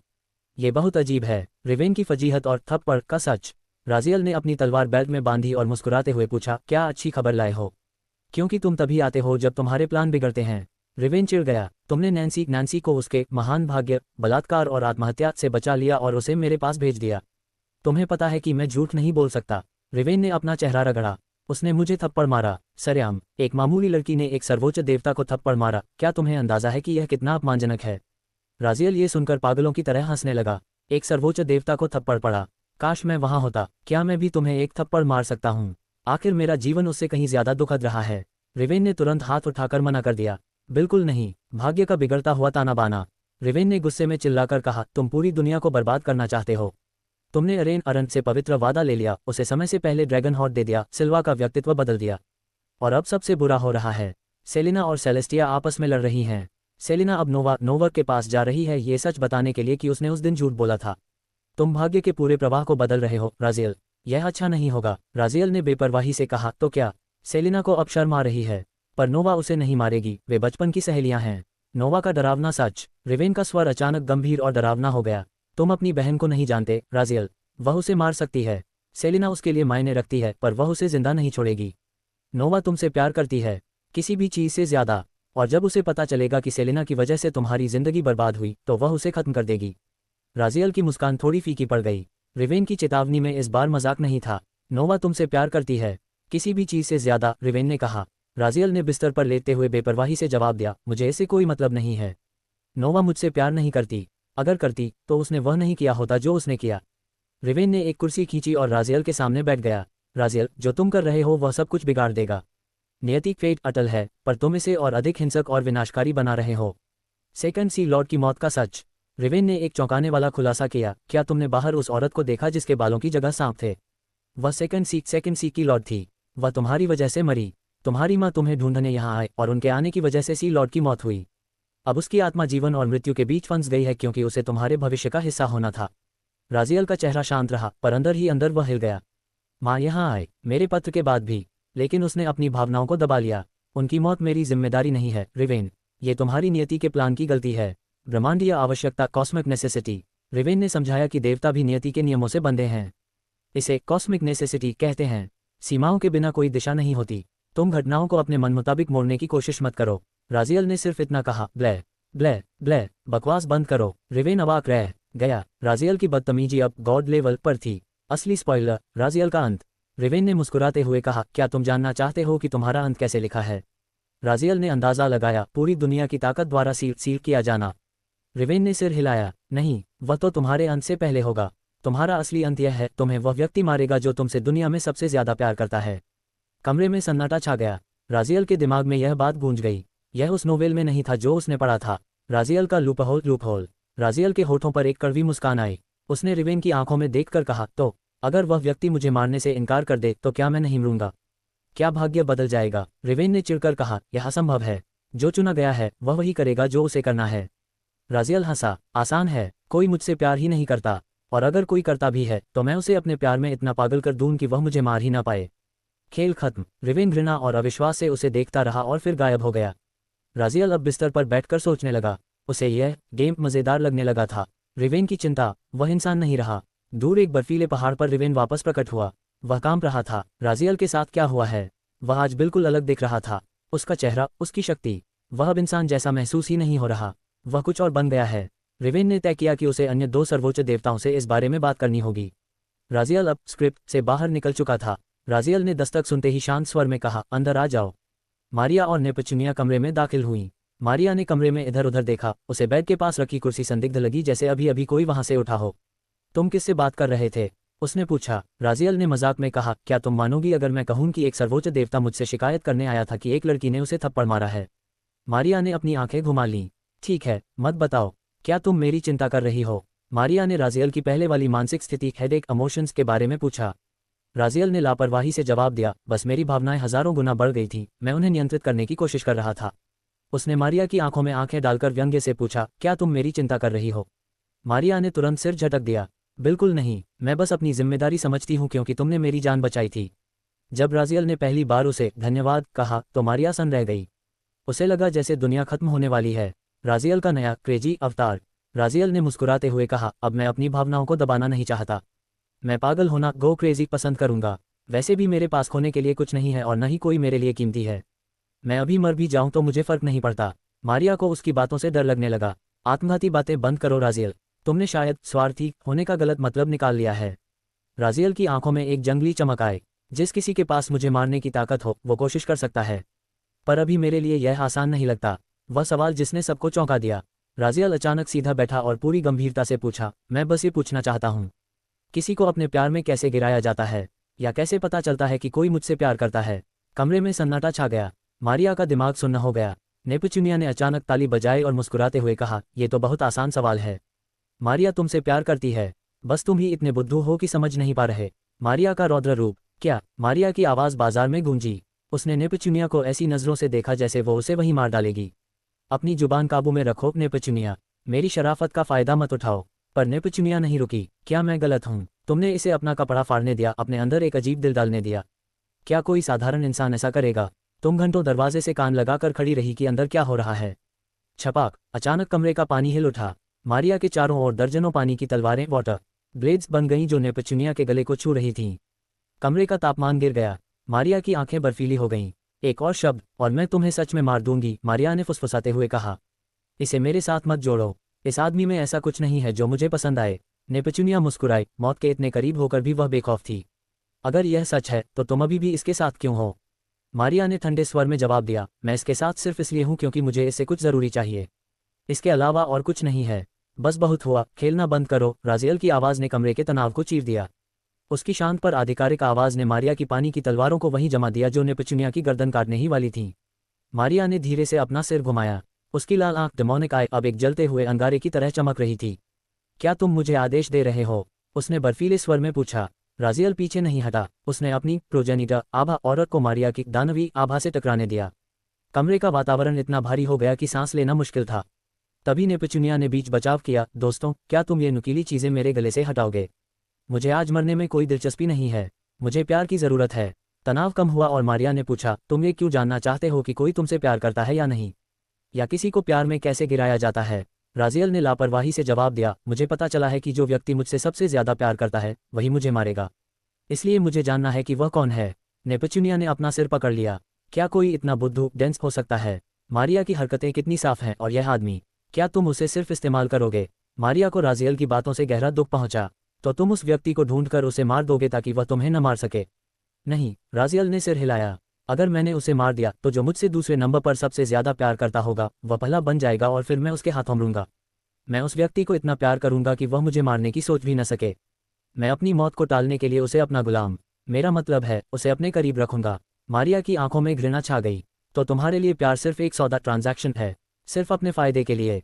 वह सवाल जिसने राजियल को चुप करा दिया। मारिया ने एक तीखा सवाल पूछा, राजियल, अगर तुम्हारी कोई छोटी बहन होती जिसे तुम बहुत प्यार करते तो क्या तुम उसे खुद जैसे इंसान से प्यार करने देते? क्या तुम उसे खुद से शादी करने देते? राजियल का मुंह आधा खुला रह गया। उसने अपनी क्रूरता, अपनी अस्थिरता और अपने काले अतीत के बारे में सोचा। उसने आत्मविश्वास से हाँ कहना चाहा, पर वह नहीं कह सका। वह जानता था कि मारिया सही है, वह खुद भी खुद को पसंद नहीं करता था। मारिया ने ठंडे स्वर में कहा, तुम्हें सलाह देने के लिए हमारे पास कोई अनुभव नहीं है। हम कभी रिलेशनशिप में नहीं रहे। किसी अनुभवी व्यक्ति को ढूंढो। एक नया संकल्प, लेवी की वापसी। जैसे ही मारिया और नेपच्यूनिया जाने के लिए मुड़ी, राजियल ने उन्हें रोका। नहीं, हम अभी फर्स्ट सीक नहीं जा रहे। मारिया रुकी। क्यों? हम पहले लेवी और अरोरा को ढूंढने जाएंगे। वे मेरी वजह से खोए थे और उन्हें वापस लाना मेरी जिम्मेदारी है। मारिया अवाक रह गई। ये वह राजियल नहीं था जिसे वह जानती थी। पर अगर वह मर गया हो तो?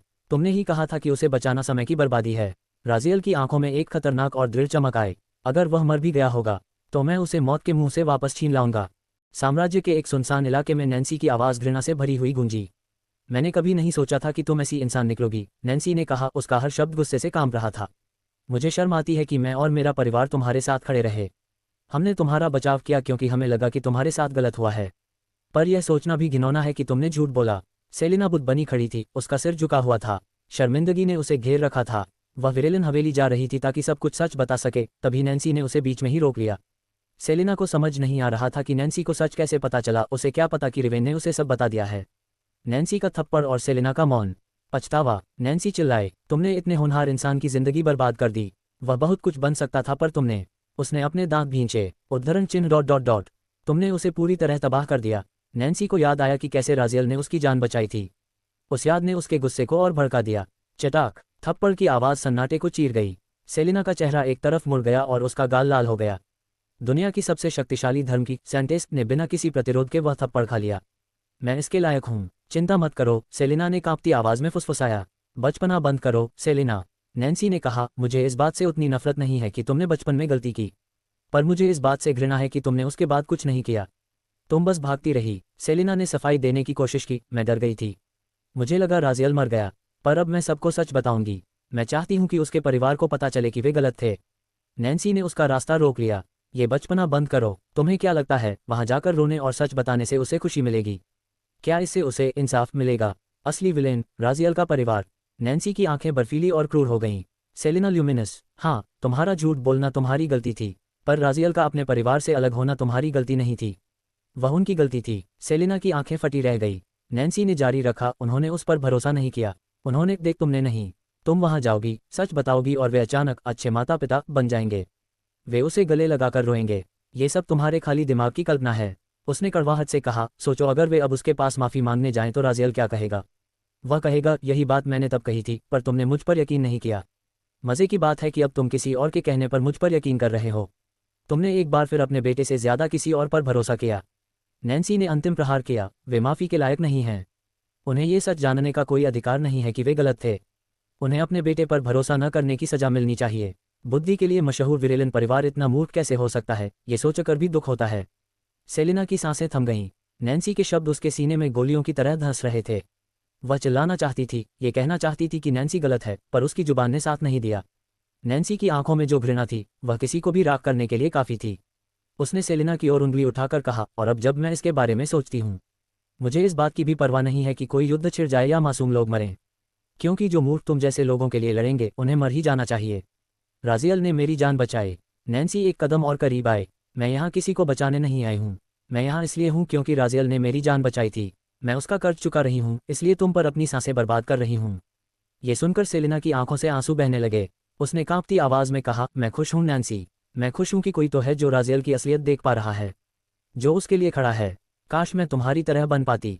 नैन्सी ने एक ठंडी सांस ली। जब मुझे पहली बार सच पता चला तो मुझे लगा राजियल डरपोक है। मुझे लगा उसमें दुनिया के सामने खड़े होकर तुम्हारा झूठ पकड़ने की हिम्मत नहीं थी। पर अब मैं समझ गई हूँ। राजियल का अकेलापन। नैन्सी का स्वर अब भारी हो गया था। वह डरपोक नहीं है, वह किसी ऐसी भयानक स्थिति में फंसा है जिसे मैं भी नहीं समझ सकती। मैं अभी डरी हुई हूँ, पर मेरे पीछे मेरा परिवार है। लेकिन राजियल, तुमने उससे वह उम्मीद भी छीन ली। तुमने उसे दुनिया में बिल्कुल अकेला छोड़ दिया। उसने सेलिना की कॉलर पकड़कर उसे अपनी ओर खींचा। तुमने उसे जो धोखा दिया, उसके बाद वह जिस अकेलेपन से गुजरा होगा, उसे सोचकर ही मेरा मन तुम्हें चीर देने का करता है। अगली बार अगर मैं तुम्हें कहीं दिखी तो शायद मैं खुद को रोक न पाऊं। वह सवाल, क्या खतरा है?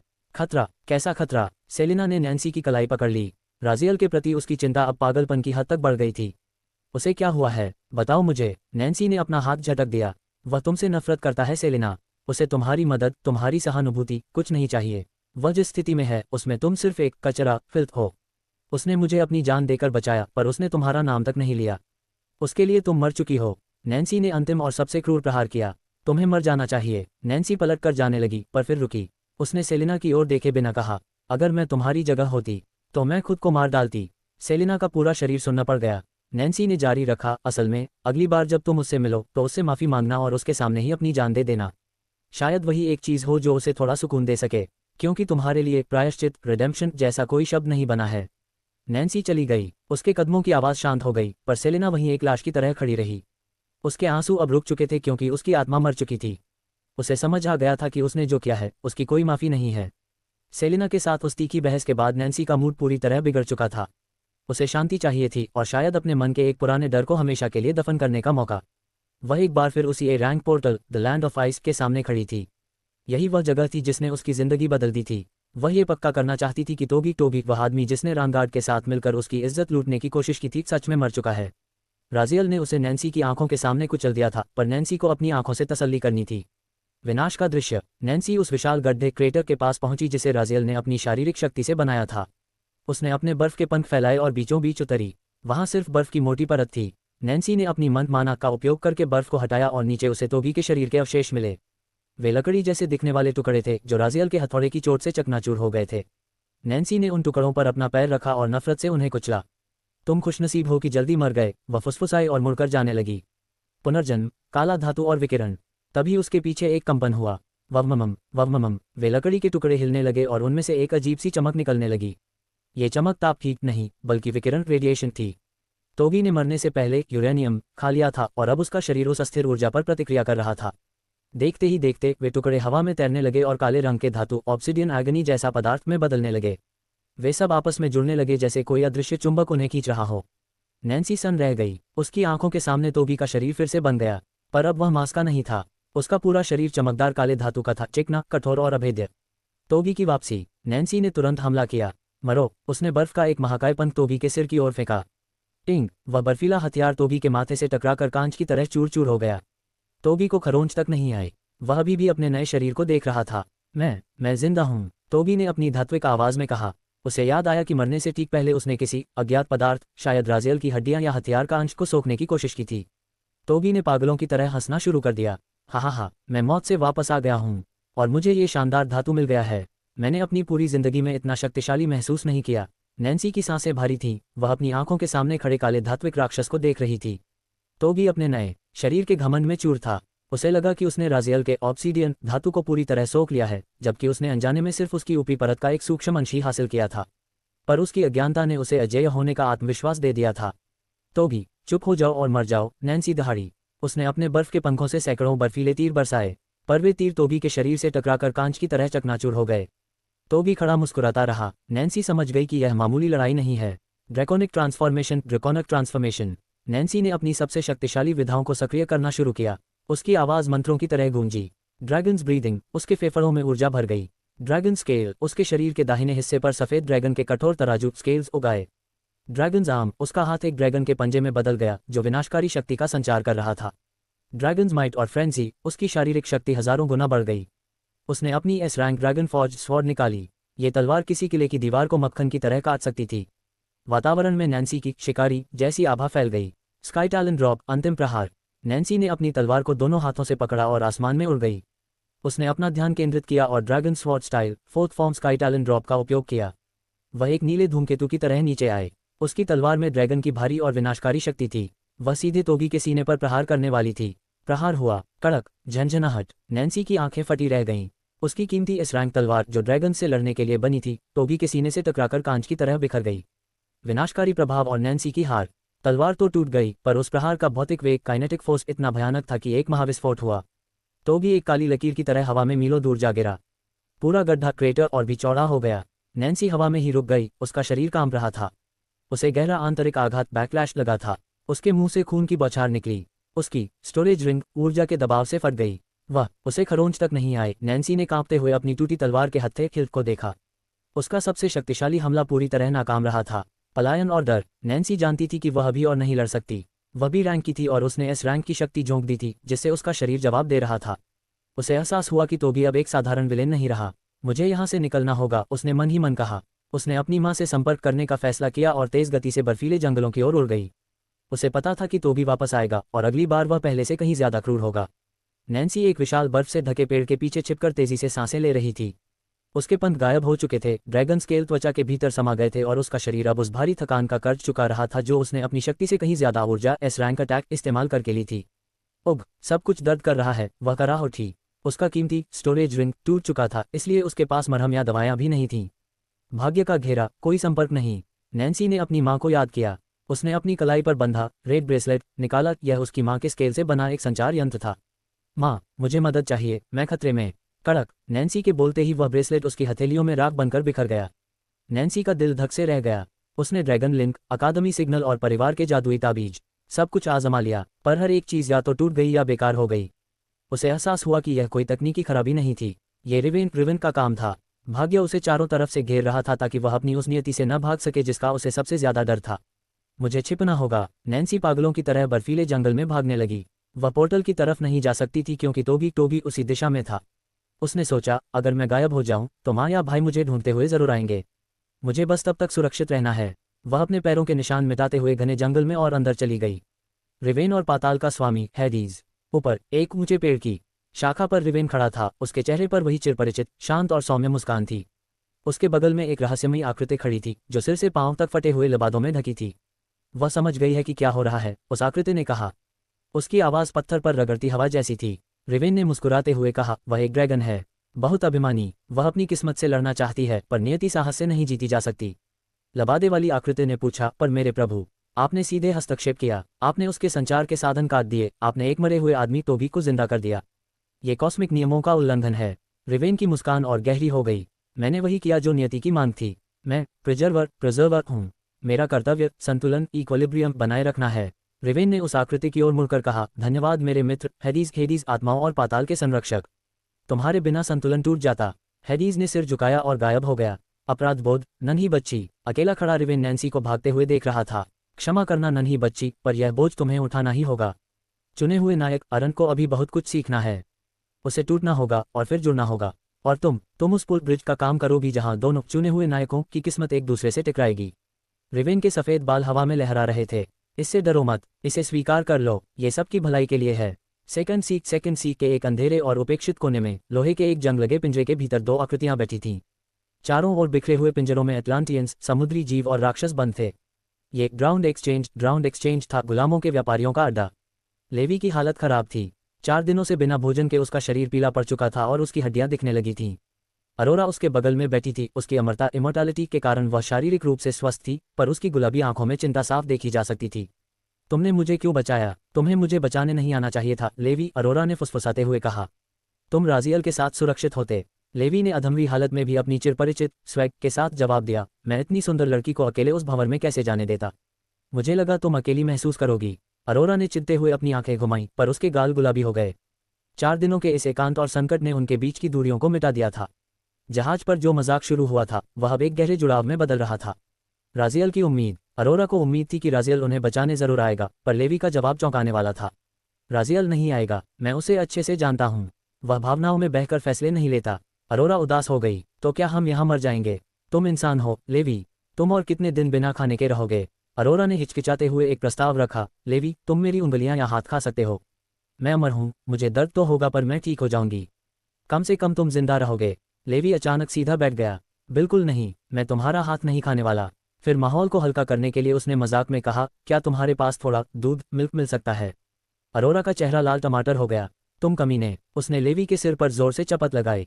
लेवी का रहस्य। हंसी मजाक के बाद अरोरा गंभीर हो गई। उसने पूछा, तुम हमेशा एक गर्लफ्रेंड के लिए इतने बेताब क्यों रहते हो? क्या कोई खास वजह है? लेवी की आवाज़ अब धीमी और उदास हो गई थी। ये बेताबी नहीं है अरोरा, यह एक डर है। मुझे भविष्य के बारे में कुछ ऐसी बातें पता हैं जो मुझे नहीं पता होनी चाहिए थीं। मैं एक साथी चाहता हूं जिससे मैं सच में प्यार कर सकूं, क्योंकि मुझे पता है कि अंत में सब कुछ बिखरने वाला है। उसने अरोरा की आंखों में देखते हुए कहा, उन घटिया देवताओं गॉड्स से वरदान बूंद पाने की एक कीमत चुकानी पड़ती है। उन घटिया देवताओं से वरदान बूंद लेने की एक कीमत चुकानी पड़ती है, लेवी ने धीमी आवाज में कहा। अरोरा ने चौंक कर उसे देखा। वरदान? क्या तुम्हें भी वरदान मिला है? उसे महसूस हुआ कि वे दोनों एक जैसे हैं, क्योंकि अरोरा के पास भी सृजन के देवता वरेत का दिया हुआ वरदान था। लेवी ने सिर हिलाया। मेरे पूर्वजों ने यह वरदान लिया था, पर यह अच्छी चीज नहीं है। तुम्हें भी अपनी कीमत का अंदाजा होगा, है ना? अरोरा की आंखें उदास हो गईं। हाँ, मुझे पता है। मेरे पूर्वज को अमरता मिली थी, पर हर पीढ़ी के साथ उम्र आधी होती जाती है। मेरे पिता 80 साल जी सकते हैं, इसलिए मैं सिर्फ 40 साल जी पाऊंगी। मैं अभी 29 की हूँ। मेरे पास सिर्फ 11 साल बचे हैं। पिंजरे में प्रस्ताव, क्या तुम मेरी गर्लफ्रेंड बनोगी? लेवी ने अरोरा का हाथ थाम लिया। कभी यह मत कहना कि तुम एक गलती हो। 11 साल भी तुम्हारे जैसी खूबसूरत लड़की के साथ बिताने के लिए काफ़ी हैं। अरोरा ने उसे धन्यवाद की नज़रों से देखा। माहौल अचानक गंभीर हो गया। तभी लेवी के मुंह से अचानक निकल गया, क्या तुम मेरी गर्लफ्रेंड बनोगी? सन्नाटा छा गया। अरोरा का चेहरा गुलाबी हो गया। क्या? तुमने अभी क्या कहा? लेवी खुद भी हैरान था कि उसने ये क्या कह दिया, पर अरोरा ने उसकी आंखों में देखा और बहुत शांति से कहा, हाँ। लेवी हक्का बक्का रह गया। हाँ, सच में? अरोरा ने शर्माते हुए चेहरा छुपा लिया। हाँ, मैं तुम्हारी गर्लफ्रेंड बनूंगी। इल्यूजन हार्ट एक ओवरपावर्ड शक्ति। जब अरोरा ने महसूस किया कि उसका बॉयफ्रेंड भूखमरी से मर रहा है, तो उसने लेवी से उसकी असली शक्ति के बारे में पूछा।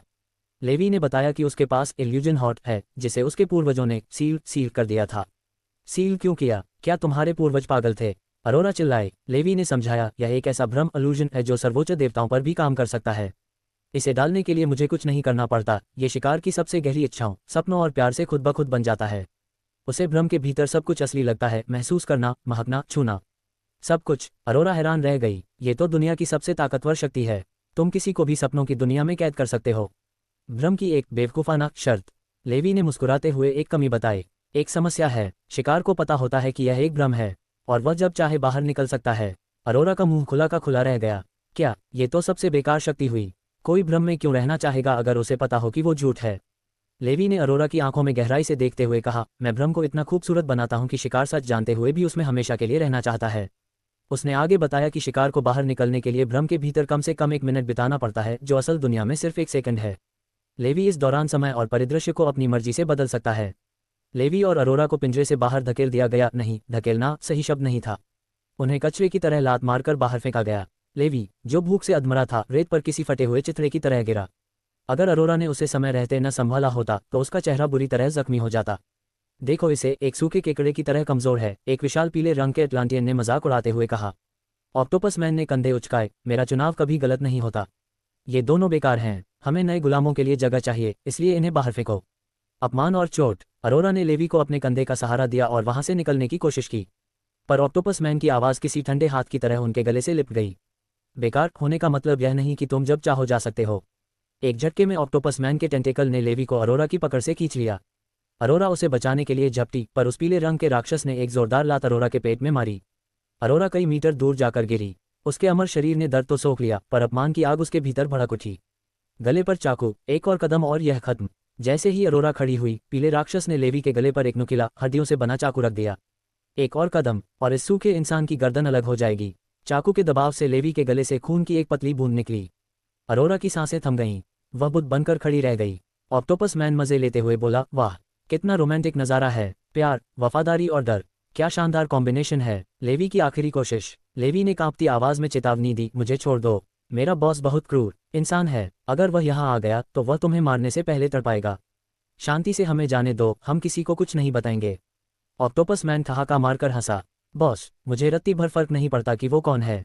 अगर उसे तुम्हारी फिक्र होती तो वह पिछले 4 दिनों में आ गया होता। यहाँ से कोई जिंदा बाहर नहीं जाता। एक क्रूर खेल, नृत्य या मृत्यु। पीले राक्षस ने चाकू को और करीब कर दिया। अरोरा चिल्लाए, नहीं, रुको। वह भी अभी लेवी की गर्लफ्रेंड बनी थी, वह उसे इस तरह मरते हुए नहीं देख सकती थी। ऑक्टोपस मैन की आंखों में एक घिनौनी चमक आए। इतनी जल्दी नहीं, हमें मनोरंजन चाहिए। उसने अरोरा की ओर देखा और बर्फीले स्वर में कहा, बताओ लड़की, क्या तुम्हें नाचना आता है। अरोरा हक्की बक्की रह गई। क्या, जब तक तुम्हारे पैर चलते रहेंगे, ऑक्टोपस मैन ने चाकू पर दबाव बढ़ाते हुए कहा, यह जिंदा रहेगा। जैसे ही तुम्हारा नाच रुका, इसकी सांसें भी रुक जाएंगी। अरोरा की आंखों में आंसू और गुस्सा एक साथ भर आए। उसने लेवी की ओर देखा, जिसकी आंखों में मौत का डर और लाचारी थी। उसे चुनना था, अपनी गरिमा या अपने प्रेमी की जान। अरोरा के पास कोई रास्ता नहीं था। वह सिर्फ लेवी को एकटक देख रही थी, जिसके गले पर मौत का चाकू रखा था। लेवी ने शर्मिंदगी और लाचारी के कारण अपनी नजरें झुका ली थीं। वह नहीं चाहता था कि अरोरा उसके लिए खुद को अपमानित करे। क्या तुम नाच रही हो या हम इसे मार दें। ऑक्टोपस मैन, क्रोलियस की आवाज़ गूंजी। वहां तमाशबीनों की भीड़ जुटने लगी। अटलांटियंस, मछली मानव और हाइब्रिड जीव, सब अरोरा और लेवी को किसी घटिया शो की तरह देख रहे थे। अरोरा ने हाथ उठाया, मैं नाचूंगी, बस उसे छोड़ दो। अपमान की शर्तें। क्रोलियस ने एक और क्रूर शर्त रखी, अपने जूते उतारो। तुम्हें सीधे फर्श को महसूस करना होगा। न तैरना है, न पानी की लहरों का सहारा लेना है। अगर पैर फर्श से ऊपर उठे तो यह मर जाएगा। अरोरा ने जूते उतार दिए। नीला पत्थर का फर्श बर्फीला ठंडा था, जैसे वह उसकी अमर देह की सारी गर्मी सोख लेना चाहता हो। उसने नाचना शुरू किया। वह कोई नृत्यांगना नहीं थी, उसके कदम अनाड़ी और बेतरतीब थे। भीड़ हंसने लगी, पर अरोरा नहीं रुकी। वह लेवी की आंखों में आंखें डालकर हिलती रही। कांच और हड्डियों का बिस्तर। 1 घंटा बीता, फिर 2। अरोरा की सांसें नहीं फूली क्योंकि वह अमर थी। क्रोलियस चिढ़ने लगा। उसे मैराथन नहीं, मनोरंजन चाहिए था। उसने अपने रक्षक को इशारा किया, जिसने एक बाल्टी भरकर धारदार चीजें अरोरा के पैरों के पास बिखेर दीं। उसमें टूटे हुए मूंगे, नुकीली हड्डियां, पत्थर के टुकड़े और सुइयां थीं। यही नाचो, एक कदम भी पीछे मत हटना। क्रोलियस ने लेवी के जबड़े को दबोचकर उसका चेहरा अरोरा की ओर घुमाया ताकि वह उसकी तरफ देख सके। लेवी चिल्लाया, अरोरा, भाग जाओ। तुम्हें दर्द बर्दाश्त नहीं, मुझे पता है। मैं तुमसे प्यार भी नहीं करता, बस यहाँ से चली जाओ। दर्द पर जीत। अरोरा ने एक पल के लिए लेवी को देखा। उसकी आंखों में जिद्दीपन की एक चिंगारी भड़की। किसे लगा कि मैं दर्द से डरती हूँ। उसने अपना नंगा पैर उन नुकीले टुकड़ों पर रख दिया। आह, एक तीखी चीख निकली। उसके तलवे फट गए और खून नीले फर्श पर फैलने लगा। उसने दूसरा पैर भी रखा। अर्घघर, हर कदम के साथ उसके घाव भरते और फिर से फटने लगते। यह एक अंतहीन टॉर्चर था। उसने अपनी आंखों से बहते आंसुओं को नहीं पोंछा। वह नाचती रही। लेवी की चीखें और मिन्नतें उसे और मजबूत कर रही थीं। उसने शायद पहली बार किसी ऐसे व्यक्ति को पा लिया था जिसके लिए वह तड़प सकती थी। 2 दिन का महान नृत्य। 48 आवर्स लेटर। समय बीतता गया और देखते ही देखते 2 दिन गुजर गए। अरोरा अभी भी नाच रही थी। जो भीड़ पहले मजाक उड़ा रही थी, अब वह खामोश थी। पत्थर का वह हिस्सा अब नीला नहीं, बल्कि अरोरा के खून से चमकता हुआ लाल हो चुका था। सैकड़ों अटलांटियंस और पिंजरे में बंद राक्षस अब उसे सिर्फ एक लड़की के रूप में नहीं, बल्कि एक राक्षस के रूप में देख रहे थे। एक ऐसा प्राणी जिसकी इच्छाशक्ति ने मौत को भी थका दिया था। एक अटलांटियन फुसफुसाया, ये लड़की, ये तो एक मॉन्स्टर है। अरोरा का चेहरा पीला पड़ चुका था, पर उसके पैर अभी भी उस खूनी मलबे पर थिरक रहे थे। लेवी की आत्मा जैसे अंदर ही अंदर मर रही थी। वह अपनी प्रेमिका को इस हाल में देखकर पूरी तरह टूट चुका था। कड़क। लेवी के सीने के भीतर से एक हल्की दरार की आवाज गूंजी। उसकी कमजोर पड़ती धड़कनों के बीच उसके दिल के चारों ओर लिपटी हल्की हरी और पारदर्शी सील्स कांपने लगीं। पीढ़ियों से कैद उसके खानदान का अभिशाप अब आज़ाद होने के लिए छटपटा रहा था। थप थप थप धड़कनें तेज हुईं और अचानक धमाका, सील टूटकर हरे कणों में बिखर गई। लेवी की आधी मरी हुई आंखों में एक दिव्य हरी चमक कौंधी। उसे अब कुछ सोचने की जरूरत नहीं थी, ज्ञान उसके भीतर खुद ब खुद जाग उठा था। उसने अपनी आंखें खोली और पूरी दुनिया एक भंवर की तरह उसके चारों ओर घूमने लगी। भ्रम के भीतर जुवेरू का नरक। लेवी की शक्ति ने सबसे पहले उस पीले रंग के राक्षस जुवेरू को अपनी चपेट में लिया जिसने उसे पकड़ रखा था। जुवेरू की आंखें पत्थर की तरह स्थिर हो गईं। जुवेरू ने खुद को अपने पुराने घर में पाया। सब कुछ असली लग रहा था, वही पुरानी दीवारों की महक, वही टूटा हुआ मेज। तभी एक आवाज आई, बचाओ मुझे बेटा। जुवेरू ने मुड़कर देखा और उसकी रूह कांप गई। उसकी माँ जमीन पर खून से लथपथ पड़ी थी, उसका एक हाथ कटा हुआ था। उसके पीछे एक नकाबपोश आदमी चाकू लिए खड़ा था। जुवेरू चिल्लाया, ये झूठ है, माँ मर चुकी है, मैं जागना चाहता हूँ पर वह जाग नहीं सका। लेवी का हृदय भ्रम, हार्ट इल्यूजन, शिकार की सबसे गहरी इच्छा और सबसे बड़े डर को मिला देता है। पागलपन का चरम, भ्रम और गहरा होता गया। जुवेरू को अपनी छोटी बहन के मांस के टुकड़े जमीन पर बिखरे दिखे। नकाबपोश आदमी ने मजाक उड़ाते हुए कहा, बड़ा मजा आया तुम्हारी बहन को तुम्हारी माँ को खिलाने में। जुवेरू का मानसिक संतुलन पूरी तरह टूट गया। उसे अपने चेहरे पर चाकू का असली कट महसूस हुआ। उसे अपनी माँ का कटा हुआ सिर अपने पैरों के पास लुढ़कता दिखा, जो कह रहा था, तुम एक निकम्मे बेटे हो, मैं तुम सबको मार डालूंगा। जुवेरू पागलों की तरह चिल्लाया। उसने अपना खंजर निकाला और भ्रम के सायों को काटने लगा। उसे अब सच और झूठ का फर्क महसूस नहीं हो रहा था। वास्तविकता का तांडव, असल दुनिया में सिर्फ एक सेकंड बीता था। अचानक जुवेरू ने लेवी को छोड़ दिया और अपनी पूरी ताकत से बगल में खड़े ऑक्टोपस मैन क्रोलियस के सीने में खंजर घोंप दिया। अर्घ क्रोलियस पीछे हटा, उसे अपनी आंखों पर यकीन नहीं हो रहा था। तुमने ये क्या किया? जुवेरू अब किसी को नहीं पहचान रहा था। उसे लग रहा था कि वहां मौजूद हर अटलांटियन उसकी माँ का कातिल है। वह पागलों की तरह सब पर हमला करने लगा। पूरे बेस में अफरा तफरी मच गई। गार्ड्स ने चिल्लाना शुरू किया, यह पागल हो गया है, इसे मार डालो। लेवी की आज़ादी। अटलांटियंस के बीच छिड़े इस गृहयुद्ध के बीच लेवी आज़ाद था। वह 6 दिनों की भूख से बुरी तरह कमजोर था। उसके पैर लड़खड़ा रहे थे, पर उसने अपनी आंखें उठाईं। सामने अरोरा खड़ी थी, जिसके पैरों से खून की धार बह रही थी। वह इस अचानक हुए बदलाव को देखकर दंग थी। उनकी आंखें मिलीं। लेवी, जो कुछ पल पहले मर रहा था, अपनी बची कुची पूरी ताकत समेटकर अरोरा की ओर भागा। तुम्हारे पैर रुक गए, क्रोलियस की ठंडी आवाज गूंजी। अरोरा की मुस्कान गायब हो गई। क्रोलियस ने अपने सीने से वह हड्डियों वाला खंजर निकाला और उसे पूरी ताकत से लेवी की ओर फेंक दिया। खचाक, लेवी का शरीर झटके से पीछे मुड़ा। वह खंजर उसकी गर्दन के आर पार हो गया था। लेवी ने अरोरा के गालों को छुआ और फुसफुसाया, मुझे माफ करना, और वह बेजान होकर अरोरा की गोद में गिर पड़ा। अरोरा की चीख पूरे समंदर में गूंज उठी। लेवी, नहीं, तुम नहीं मर सकते, मैंने अभी तुम्हें हाँ कहा है। उसने उसकी नब्ज जांची, वहां सिर्फ सन्नाटा था। गुलाबी विस्फोट, आध्यात्मिक पीड़ा। अरोरा के भीतर कुछ टूट गया। अचानक उसके शरीर से एक भयानक गुलाबी ऊर्जा, पिंक फोर्स, निकली, जिसने समंदर के पानी को पीछे धकेल दिया। एक विशाल गुलाबी प्रकाश का स्तंभ सीधे आसमान की ओर फूट पड़ा। यह सिर्फ शारीरिक शक्ति नहीं थी, यह आध्यात्मिक पीड़ा, सोल पेन थी। अरोरा के काले बाल जड़ों से गुलाबी होने लगे और देखते ही देखते उसके पूरे बाल चमकदार नियॉन पिंक में बदल गए। खंजर का जीवित होना। तभी एक असंभव घटना हुई। लेवी की गर्दन में फंसा वह खंजर कांपने लगा और खुद ब खुद बाहर निकलकर हवा में तैरने लगा। उस हड्डी के ब्लेड से 2 छोटे सफेद पंख निकले और उस पर एक नन्हा चेहरा बन गया। माँ, उस नन्हे ब्लेड प्राणी ने अरोरा को देखकर फुसफुसाया। उस नन्हे प्राणी की आंखों में अरोरा का दुख आंसू बनकर बहने लगा। उसने लेवी के माथे पर एक गुलाबी आंसू टपकाया। पुनर्जन्म, लेवी की वापसी। जैसे ही वह आंसू लेवी के माथे पर गिरा, उसका शरीर चमकने लगा। उसकी गर्दन का घाव ऐसे बंद हुआ जैसे समय पीछे चल रहा हो। उसके पैरों के जख्म भर गए, उसकी हड्डियां जो भूख से दिख रही थीं, मांस से भर गईं। लेवी ने एक गहरी सांस ली और आंखें खोल दीं। अरोरा ने उसका हाथ पकड़कर अपने गाल से लगा लिया। तुम जिंदा हो, तुम जिंदा हो। राजियल का आगमन, द रूलर अराइव्स। क्रोलियस डर गया। उसने लेवी को मरकर वापस जिंदा होते देख अपनी जान बचाने के लिए एक तलवार उठाई और अरोरा के सिर पर हमला किया। अरोरा, बचो, लेवी चिल्लाया। तलवार अरोरा की आंख के ठीक सामने आकर हवा में रुक गई। समंदर का तापमान अचानक गिर गया। ऐसा लगता है कि मैं सच में बहुत देर से आया हूँ। एक ठंडी और सपाट आवाज गूंजी जिसने सबकी रूह कपा दी। लेवी और अरोरा ने मुड़कर देखा। वहां एक युवक खड़ा था।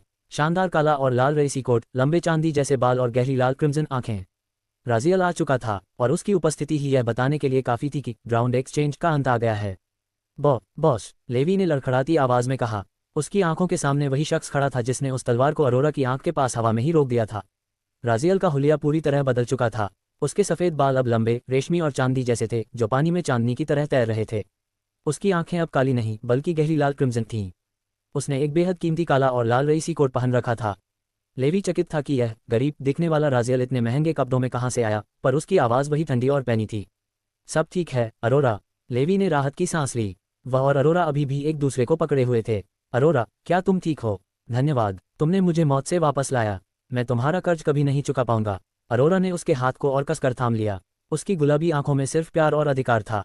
सब ठीक है, मैं अपने होने वाले पति के लिए कुछ भी कर सकती हूँ, जानू स्वीटहार्ट। लेवी का चेहरा शर्म से लाल हो गया। मैं अपने शरीर से तुम्हारा कर्ज चुकाऊंगा। वह उसके चेहरे के करीब आया। राजियल की ठंडी नज़र। खांस खांस। मारिया ने बीच में हस्तक्षेप किया।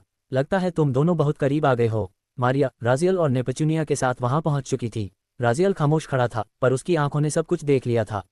उसने अरोरा के खून से सने पैर देखे, वह मलबे का ढेर देखा जिस पर उसे नचाया गया था, और लेवी की गर्दन पर खून के निशान देखे। राजियल की आंखें गुस्से से और भी लाल हो गईं। उसने हवा में तैरते उस अजीब खंजर को भी देखा, अरोरा का वह जीवित हथियार। राजियल समझ गया कि अरोरा का वरदान बूंद सिर्फ निर्जीव वस्तुओं को भावनाएं देना नहीं, बल्कि उन्हें पुनर्तः जीवित और आत्मायुक्त बनाना भी है। तुम बहुत देर से आए हो। कहाँ रह गए थे तुम?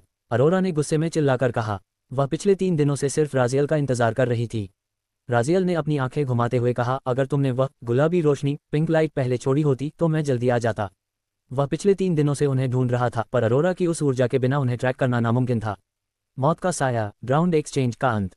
नेपच्यूनिया ने लेवी और अरोरा को ऊपर से नीचे तक देखा। तो ये तुम्हारे बचे हुए साथी हैं? ये तो बहुत कमज़ोर लग रहे हैं।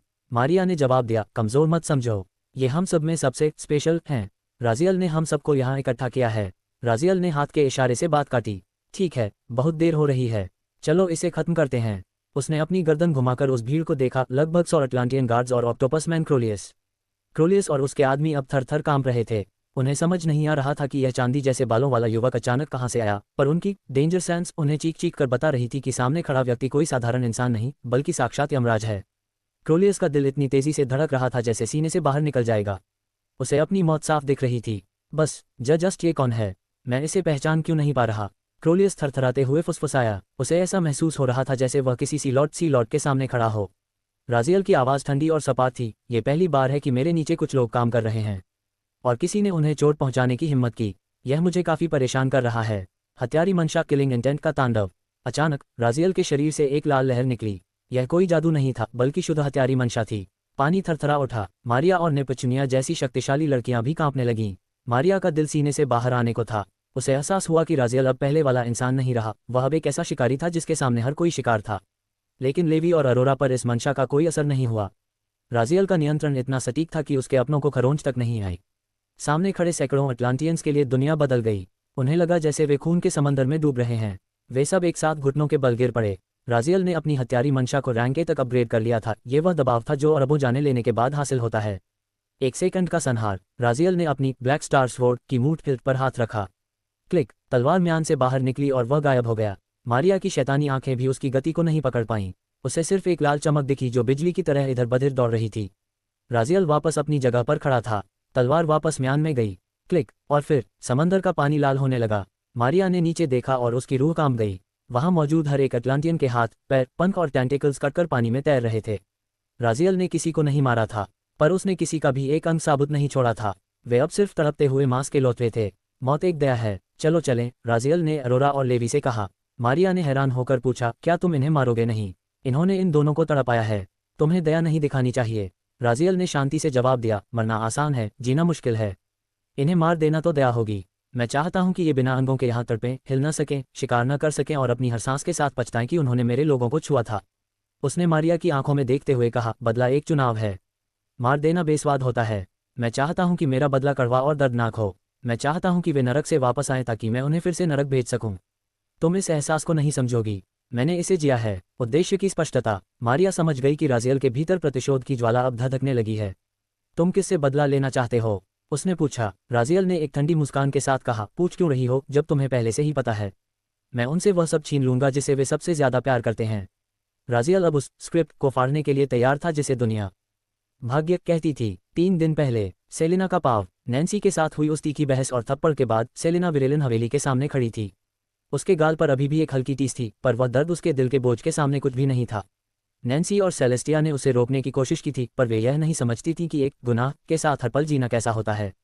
सेलिना ने गहरी सांस ली और हवेली के भीतर कदम रखा। हवेली का सन्नाटा और नोवा की गूंज। विरेलिन हवेली की भव्य दीवारें उसे नीची नजरों से देख रही थीं।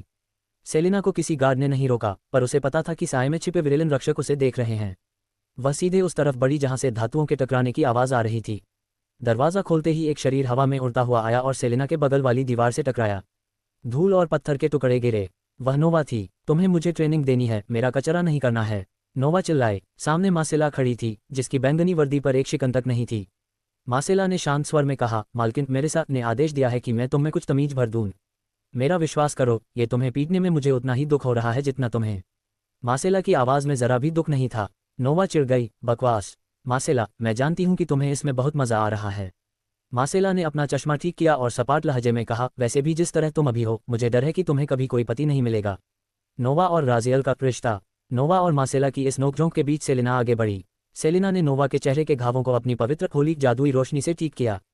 क्या हुआ सेलेना, तुम बहुत उदास लग रही हो, नोवा ने पूछा। क्या ये सब उस बास्टर्ड राजियल की वजह से है? वह अचानक आया, सब कुछ अस्त व्यस्त किया और फिर किसी ड्रामे की तरह गायब हो गया। नोवा गुस्से में थी, पर उस गुस्से के पीछे राजियल के लिए बेपनाह प्यार छिपा था। सेलेना ने डरते हुए पूछा, क्या तुम उसे ढूंढने नहीं गई? नोवा ने पागलों की तरह हाथ लहराए। मैं जा रही थी, पर माँ मेरे साथ ने मुझे रोक दिया, और उस बेवकूफ़ ने मुझे एक खत लिखा है कि उसने अपना ब्लडलाइन छोड़ दिया है और अगर मैं उसके पीछे आई तो वह मुझे मार डालेगा।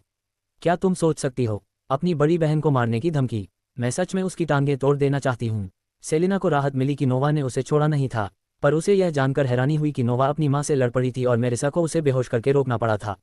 सच का विस्फोट। मार्सेला कोने में खड़ी सब देख रही थी। सेलेना की आंखें अचानक बोझिल हो गईं और उसके हाथ कांपने लगे। उसने मन बना लिया था, अब और छिपना मुमकिन नहीं था। नोवा, सेलेना की आवाज़ फटी हुई थी। नोवा रुकी। क्या हुआ? सेलेना ने एक गहरी दर्दनाक सांस ली और सीधे नोवा की आंखों में देखकर कहा, मैंने झूठ बोला था कि राजियल ने मेरा बलात्कार करने की कोशिश की थी। हवेली के उस कमरे में सन्नाटा छा गया। सेलेना की सांसें कांप रही थीं। उसने कभी मुझे नहीं छुआ। वह निर्दोष है। मैंने झूठ बोला था, मैंने वर्षों तक ये झूठ बोला। सेलेना के कंधे झुक गए। वह सेंटेस का नकाब गिर चुका था। उसने अपने जीवन का सबसे बड़ा पाप अपनी सबसे अच्छी दोस्त और राजियल की बहन के सामने उगल दिया था। मैंने झूठ बोला था कि राजियल ने मेरा बलात्कार करने की कोशिश की थी। मैंने उस दिन सब कुछ झूठ कहा था। सेलेना की आवाज़ कांप रही थी। उसे लगा था कि नोवा उस पर चिल्लाएगी, उसे मारेगी या कम से कम नफरत भरी नज़रों से देखेगी। पर कमरा एक भयावह सन्नाटे में डूब गया। मार्सेला, जो कोने में खड़ी थी, स्थिर हो गई, जैसे उसने कुछ ऐसा सुना हो जिसकी उसे उम्मीद तो थी, पर वह सुखद नहीं था। लेकिन नोवा की प्रतिक्रिया सबसे अधिक चौंकाने वाली थी। उसने सेलेना के कंधे पर हाथ रखा और शांति से कहा, सेलेना, तुम्हें मेरे लिए झूठ बोलने की ज़रूरत नहीं है। अगर तुम ये सब इसलिए कह रही हो ताकि मैं राजियल को आसानी से माफ़ कर दूं और उसे वापस ले आऊं, तो इसकी ज़रूरत नहीं है। विश्वास बनाम तर्क, नोवा का नज़रिया। सेलेना का दिल बैठ गया। नोवा अभी भी मान रही थी कि सेलेना झूठ बोल रही है राजियल को बचाने के लिए। मैं जानती हूं तुम उसे बचाना चाहती हो, नोवा ने सांत्वना देते हुए कहा। पर वह गलत था। उस दिन जो हुआ वह तुम्हारी नहीं, हमारी गलती थी। हमने स्थिति को सही से नहीं संभाला। पर तुम खुद को उसके गुनाह के लिए बलि मत चढ़ाओ। तुम एक सेंटेस हो। अगर तुम सार्वजनिक रूप से यह कहोगी कि तुमने झूठ बोला था, तो चर्च, तुम्हारा परिवार और तुम्हारी प्रतिष्ठा सब मिट्टी में मिल जाएंगे। मैं तुम्हें ऐसा नहीं करने दूंगी। सेलेना की आंखों में आंसू नहीं, बल्कि एक गहरी पीड़ा थी। उसने नोवा की आंखों में देखकर पूछा, क्या तुम्हें उस पर इतना कम भरोसा है? नोवा, मैं सच कह रही हूँ, वह निर्दोष है। नोवा ने अपनी नज़रें चुरा लीं। उसने समझाया कि वह राजियल से प्यार करती है, पर वह अंधी नहीं हो सकती। एक न्यायाधीश जो अपराधी से प्यार करता हो, वह कैसे इसलिए नहीं हत्ता क्योंकि उसे शक होता है, बल्कि इसलिए हत्ता है क्योंकि उसे डर होता है कि उसका प्यार सबूतों को धुंधला कर देगा। मैंने तथ्यों, फैक्ट्स को चुना क्योंकि मुझे डर था कि मेरा प्यार मुझे सच देखने से रोक देगा। RAVEN का असली मकसद। सेलेना को तब एहसास हुआ कि नोवा ने पिछले 5-6 सालों में अपनी पूरी ताकत और अपनी गुप्त संस्था RAVEN को सिर्फ एक ही काम में लगा दिया था, राजियल को ढूंढना। नोवा ने राजियल के पुनर्जन्म या उसे मौत से वापस लाने की संभावनाओं को खोजने के लिए अपनी पूरी शक्ति झोंक दी थी। अगर वह इस जुनून में न होती, तो वह आज दुनिया की सबसे ताकतवर योद्धा होती। वह सवाल, तुमने उसकी यादें क्यों नहीं पढ़ीं? सेलेना ने अंत में वह सवाल पूछा जो उसने सालों से दबा रखा था।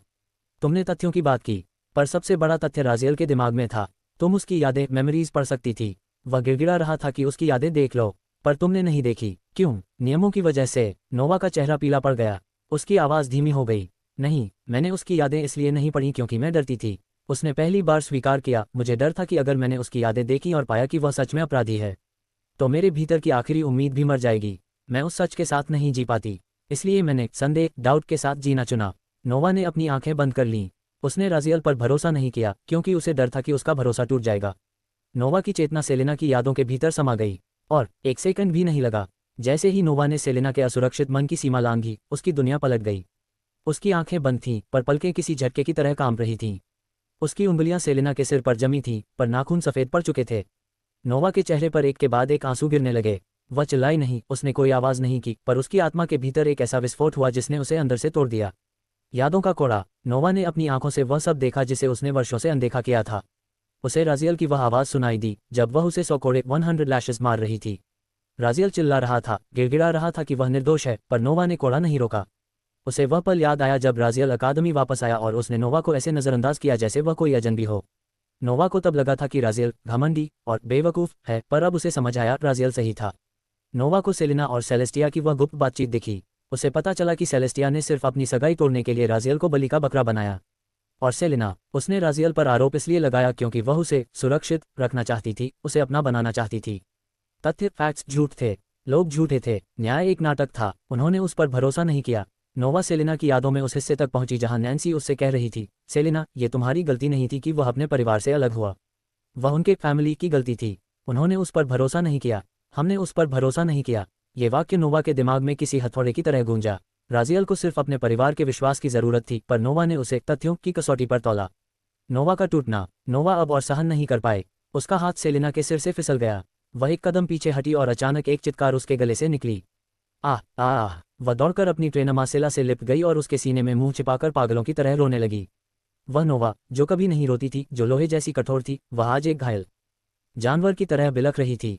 वह अपनी आंखों से आंसू नहीं, बल्कि अपना पश्चाताप बहा रही थी। मासेला ने खामोशी से नोवा को गले लगा लिया। उसकी सख्त आंखों में भी नमी थी। उसे पता था कि विरेलिन परिवार ने अपने वारिस के साथ जो क्रूरता की थी, उसकी भरपाई अब किसी भी चीज़ से मुमकिन नहीं थी। सेलिना की मुंह पीड़ा। सेलिना वहीं खड़ी थर थर कांप रही थी। उसने कभी नहीं सोचा था कि वह उस पत्थर दिल नोवा को इस हाल में देखेगी। उसे लगा था कि नोवा उसे मार डालेगी, पर यह विलाप मौत से भी बदतर था।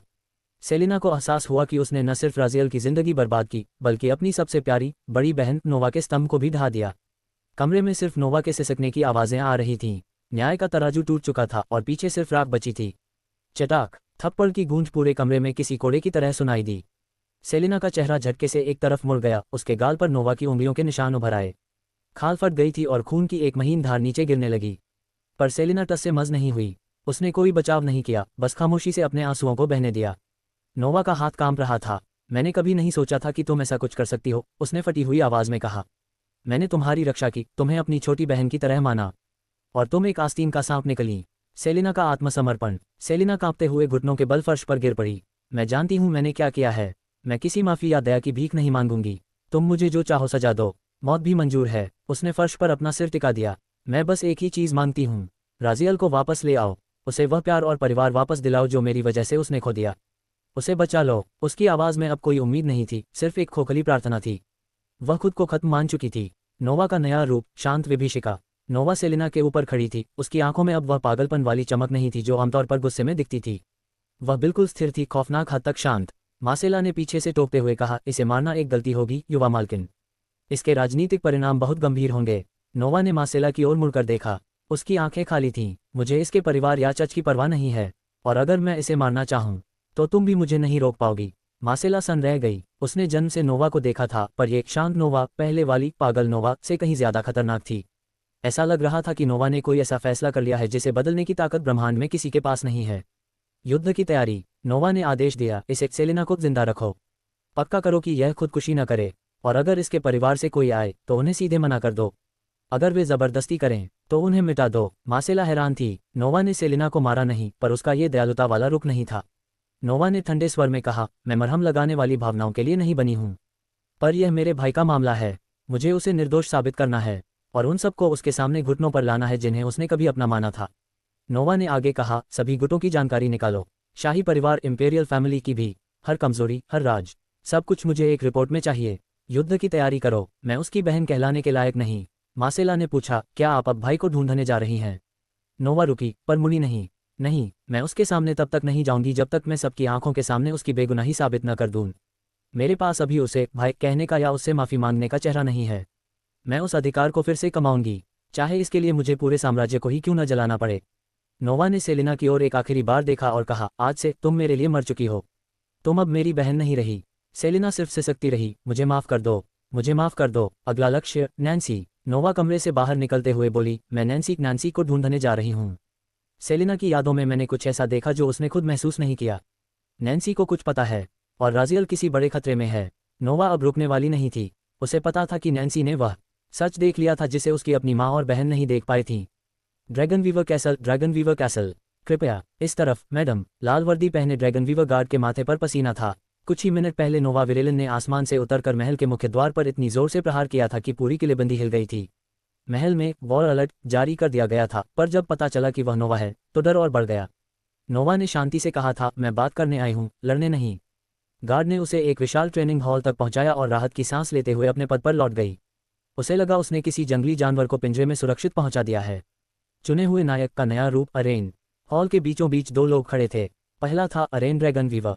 अरेन अब पूरी तरह से बदल चुका था। उसके लंबे लाल बाल आग की तरह चमक रहे थे। उसकी आंखों में एक नारंगी चमक थी और उसने धात्विक नारंगी कवच पहना था। राजियल द्वारा दिए गए उस जहर ने उसे अंदर से जला दिया था, पर उसने उस दर्द को अपनी शक्ति बना लिया। नोवा की तेज नजरों ने तुरंत भांप लिया। अरेन के पास अब दो मानापूल्स थे, एक उसके कोर में और दूसरा उसके ड्रैगन हॉर्ट में। वह खड़े खड़े ही वातावरण से गर्मी सोख रहा था और हर सेकंड शक्तिशाली हो रहा था। पर नोवा को उसमें कोई दिलचस्पी नहीं थी। उसकी नज़रें दूसरे व्यक्ति पर थीं, अराबेला का मजाक और नोवा का धैर्य। ओह, अब तुम्हें क्या चाहिए? अराबेला ड्रैगनवीवर ने अपनी कमर पर हाथ रखकर मजाक उड़ाया। अराबेला बेहद खूबसूरत और उग्र महिला थी, जिसने लाल सफ़ेद कॉम्बैट यूनिफॉर्म पहनी थी जो उसके शरीर के हर कव को उभार रही थी। अगर तुम फिर से युद्ध की घोषणा करने आए हो तो मैं पहले ही मना कर देती हूँ। मैं बहुत डरी हुई हूँ, अराबेला ने व्यंग्य से कहा। नोवा ने बिना किसी भाव के कहा, मैं यहाँ तुम्हारी बेटी नैन्सी से मिलने आई हूँ। मुझे उससे कुछ ज़रूरी बात करनी है। अराबेला खिलखिलाकर हंसी। तुम मेरी बेटी को चाहती हो? किसी का हाथ मांगने का ये तरीका तो नहीं है। पहले वापस जाओ, अपनी माँ से कहो कि तुम्हें वापस अंदर डाल दे और इस बार एक लड़का पैदा करे। उसने अपने सिर पर उंगली घुमाई। शायद तुम्हारे दिमाग के कुछ पेंच ढीले हैं। अरेन ने अपना सिर पकड़ लिया। वह जानता था कि उसकी माँ आग से खेल रही है। अराबेला का अश्लील वार। अराबेला और भी करीब आए और फुसफुसाते हुए कहा, मैं उसकी माँ हूँ, उसे ऐसे ही किसी के हाथ में नहीं सौंप सकती। पहले मुझे तुम्हारी योग्यता जांचनी होगी। बिस्तर पर देखूं तो सही तुम कितनी संतुष्टि दे पाती हो। उसने अपनी जीभ होठों पर फेरी और आंख मारते हुए पूछा, वैसे क्या वहां नीचे भी सब कुछ बैंगनी पर्पल की है? पूरा हॉल सन रह गया। अरेन ने अपनी तलवार की मूठ पकड़ ली। उसे लगा अब नोवा विस्फोट करेगी, पर नोवा हिली तक नहीं। उसने ठंडे स्वर में कहा, मैं आखिरी बार पूछ रही हूँ, वह कहाँ है? वरना इसके परिणाम भुगतने के लिए तैयार रहो। लापता नैन्सी, एक नया संकट। नोवा का गंभीर चेहरा देखकर अराबेला का मजाक गायब हो गया। तुम इतनी शांत कभी नहीं रही। क्या बात है? यह मेरे भाई राजियल के बारे में है, नोवा ने कहा। नैन्सी को उसके बारे में कुछ ऐसा पता है जो बहुत ज़रूरी है। मैं उसे चोट नहीं पहुंचाना चाहती, बस जानकारी चाहिए। अराबेला ने गंभीरता को समझा और चुटकी बजाई। नैन्सी का रक्षक गार्डियन तुरंत प्रकट हुआ। नैन्सी को यहाँ लाओ, अराबेला ने आदेश दिया। गार्ड ने सिर झुकाकर कहा, युवा मालकिन नैन्सी ने मुझे पीछे न आने का आदेश दिया था। उन्होंने कहा था कि उन्हें किसी ज़रूरी काम से बाहर जाना है, और उन्होंने विशेष रूप से मना किया था कि मैं आपको अराबेला को खबर न दूं। हॉल का वातावरण अचानक बदल गया। नोवा ने अराबेला की ओर देखा। उसकी आवाज़ में अब तिरस्कार था। तुम इतनी लापरवाह कैसे हो सकती हो? अभी कुछ दिन पहले उस पर हमला हुआ था और तुमने उसे अकेले जाने दिया। A ranked portal, the land of ice. जैसे ही उन्होंने पोर्टल के भीतर कदम रखा, बर्फीली हवाओं ने उनका स्वागत किया। हर तरफ सफ़ेद चादर बिछी थी और आसमान से नुकीले बर्फीले भाले जैसे पत्थर लटके थे। नोवा ने झुककर ज़मीन को छुआ। यहाँ अभी हाल ही में कोई लड़ाई हुई है, नोवा ने कहा। उसके सामने एक विशाल गड्ढा क्रेटर था और ज़मीन पर एक लंबी तलवार का निशान था। अराबेला ने अपनी आंखें बंद की और अपनी सॉवरेन आभा पूरे पोर्टल में फैला दी। 20,000 किलोमीटर के दायरे में उसने हर जीवित चीज़ को टटोला, पर उसे नैन्सी का कोई सुराग नहीं मिला। मैं उसे महसूस नहीं कर पा रही हूँ। अगर वह कल यहाँ आई थी तो वह इतनी दूर नहीं जा सकती। टूटी हुई तलवार और कड़वा सच। अरेन गड्ढे में उतरा और उसे बर्फ के नीचे कुछ मिला। उसने उसे उठाया। यह एक तलवार की मूठ फिल्क थी। तलवार का ब्लेड चकनाचूर हो चुका था। ये नैन्सी की तलवार है। वह यहीं थी। अराबेला का चेहरा डर और गुस्से से पीला पड़ गया। वह मुझसे संपर्क भी नहीं कर पा रही है। जरूर वह सफ़ेद बालों वाला रिवेनकेल खेल रहा है। तभी नोवा बिजली की गति से ओझल हुई और 1 सेकंड बाद वापस लौटी। उसके हाथ में एक अधमरा आदमी था, जिसका शरीर काले धात्विक कवच जैसा चमक रहा था। ये टोगी था। टोगी का पुनर्जन्म और रिवेन की साजिश। नोवा ने टोगी का सिर पकड़ रखा था और उसकी हथेली से बैंगनी रोशनी निकल रही थी। मैंने इसकी यादें पढ़ ली हैं। ये वही आदमी है जिसे राजियल ने मार दिया था, पर यह कल अचानक जिंदा हो गया, ठीक उसी समय जब नैन्सी यहाँ आए। अराबेला और अरेन सन रह गए। नोवा ने जारी रखा, इसके दिमाग में किसी ने एक जबरदस्ती का विचार, कंपल्शन डाल दिया है, नैन्सी का पीछा करना और उसका बलात्कार करना। यह कोई इत्तेफाक नहीं है। कोई नैन्सी को निशाना बना रहा है और वह मरे हुए को जिंदा कर सकता है। अरेन का गुस्सा और अराबेला का खुलासा। अरेन के शरीर से इतनी गर्मी निकली कि आसपास की बर्फ भाप बन गई। इसकी हिम्मत कैसे हुई मेरी बहन को छूने की सोच भी रखने की? उसने अपनी तलवार पर हाथ रखा, पर नोवा ने उसे अनसुना कर दिया। नोवा ने अराबेला से पूछा, आखिर वह सफ़ेद बालों वाला लड़का है कौन? अराबेला ने ठंडी सांस ली। वह खुद को रिवेन कहता है, 3 सर्वोच्च देवताओं में से एक प्रिजर्वर। उसने मुझसे कहा था कि नैन्सी की नियति में बलात्कार और मौत लिखी है। मैंने उसे मारने की कोशिश की पर महल तक नहीं पाए। उसने मुझे आसानी से हरा दिया। नोवा की आंखों में नफरत भर गई। एक देवता, और उसने ऐसी घिनौनी बात कही, और तुमने उसे जिंदा छोड़ दिया। अराबेला ने गुस्से में जवाब दिया, मैं क्या करती? वह अकल्पनीय रूप से शक्तिशाली है। अपनी नियति की ओर उसका मार्गदर्शन करना, इसका क्या मतलब है? नोवा ने ठंडे स्वर में पूछा। अराबेला ने टोबी के काले धात्विक शरीर की ओर देखा और कहा, उस सफ़ेद बालों वाले लड़के रिवेंट ने कहा था कि राजियल ने नैन्सी को उसकी नियति से बचा लिया है। वह लड़का खुद को प्रिजर्वर कहता है और उसने नैन्सी की नियति में बलात्कार और मृत्यु लिखी है। नोवा की आंखों में एक खतरनाक चमक आए। तो राजियल को फंसाने के पीछे भी शायद इसी देवता का हाथ है। उसे नैन्सी के वे शब्द याद आए, वह राजियल मुझसे भी डरावनी स्थिति में है। नोवा समझ गई कि राजियल के साथ जो भी बुरा हुआ वह कोई इत्तेफाक नहीं बल्कि एक ईश्वरीय साजिश थी। युद्ध की घोषणा। नोवा ने टोबी के शरीर को अरेन के पैरों के पास फेंक दिया। इसे बांध लो और जिंदा रखो, ये बाद में काम आएगा। फिर उसने अरेन को आदेश दिया, वापस जाओ और मार्सेला को कहो कि यहाँ तुरंत कुमुक रीइंफोर्समेंट्स भेजे। नैन्सी को ढूंढना हमारी सर्वोच्च प्राथमिकता है। अराबेला अब और इंतजार करने के मूड में नहीं थी।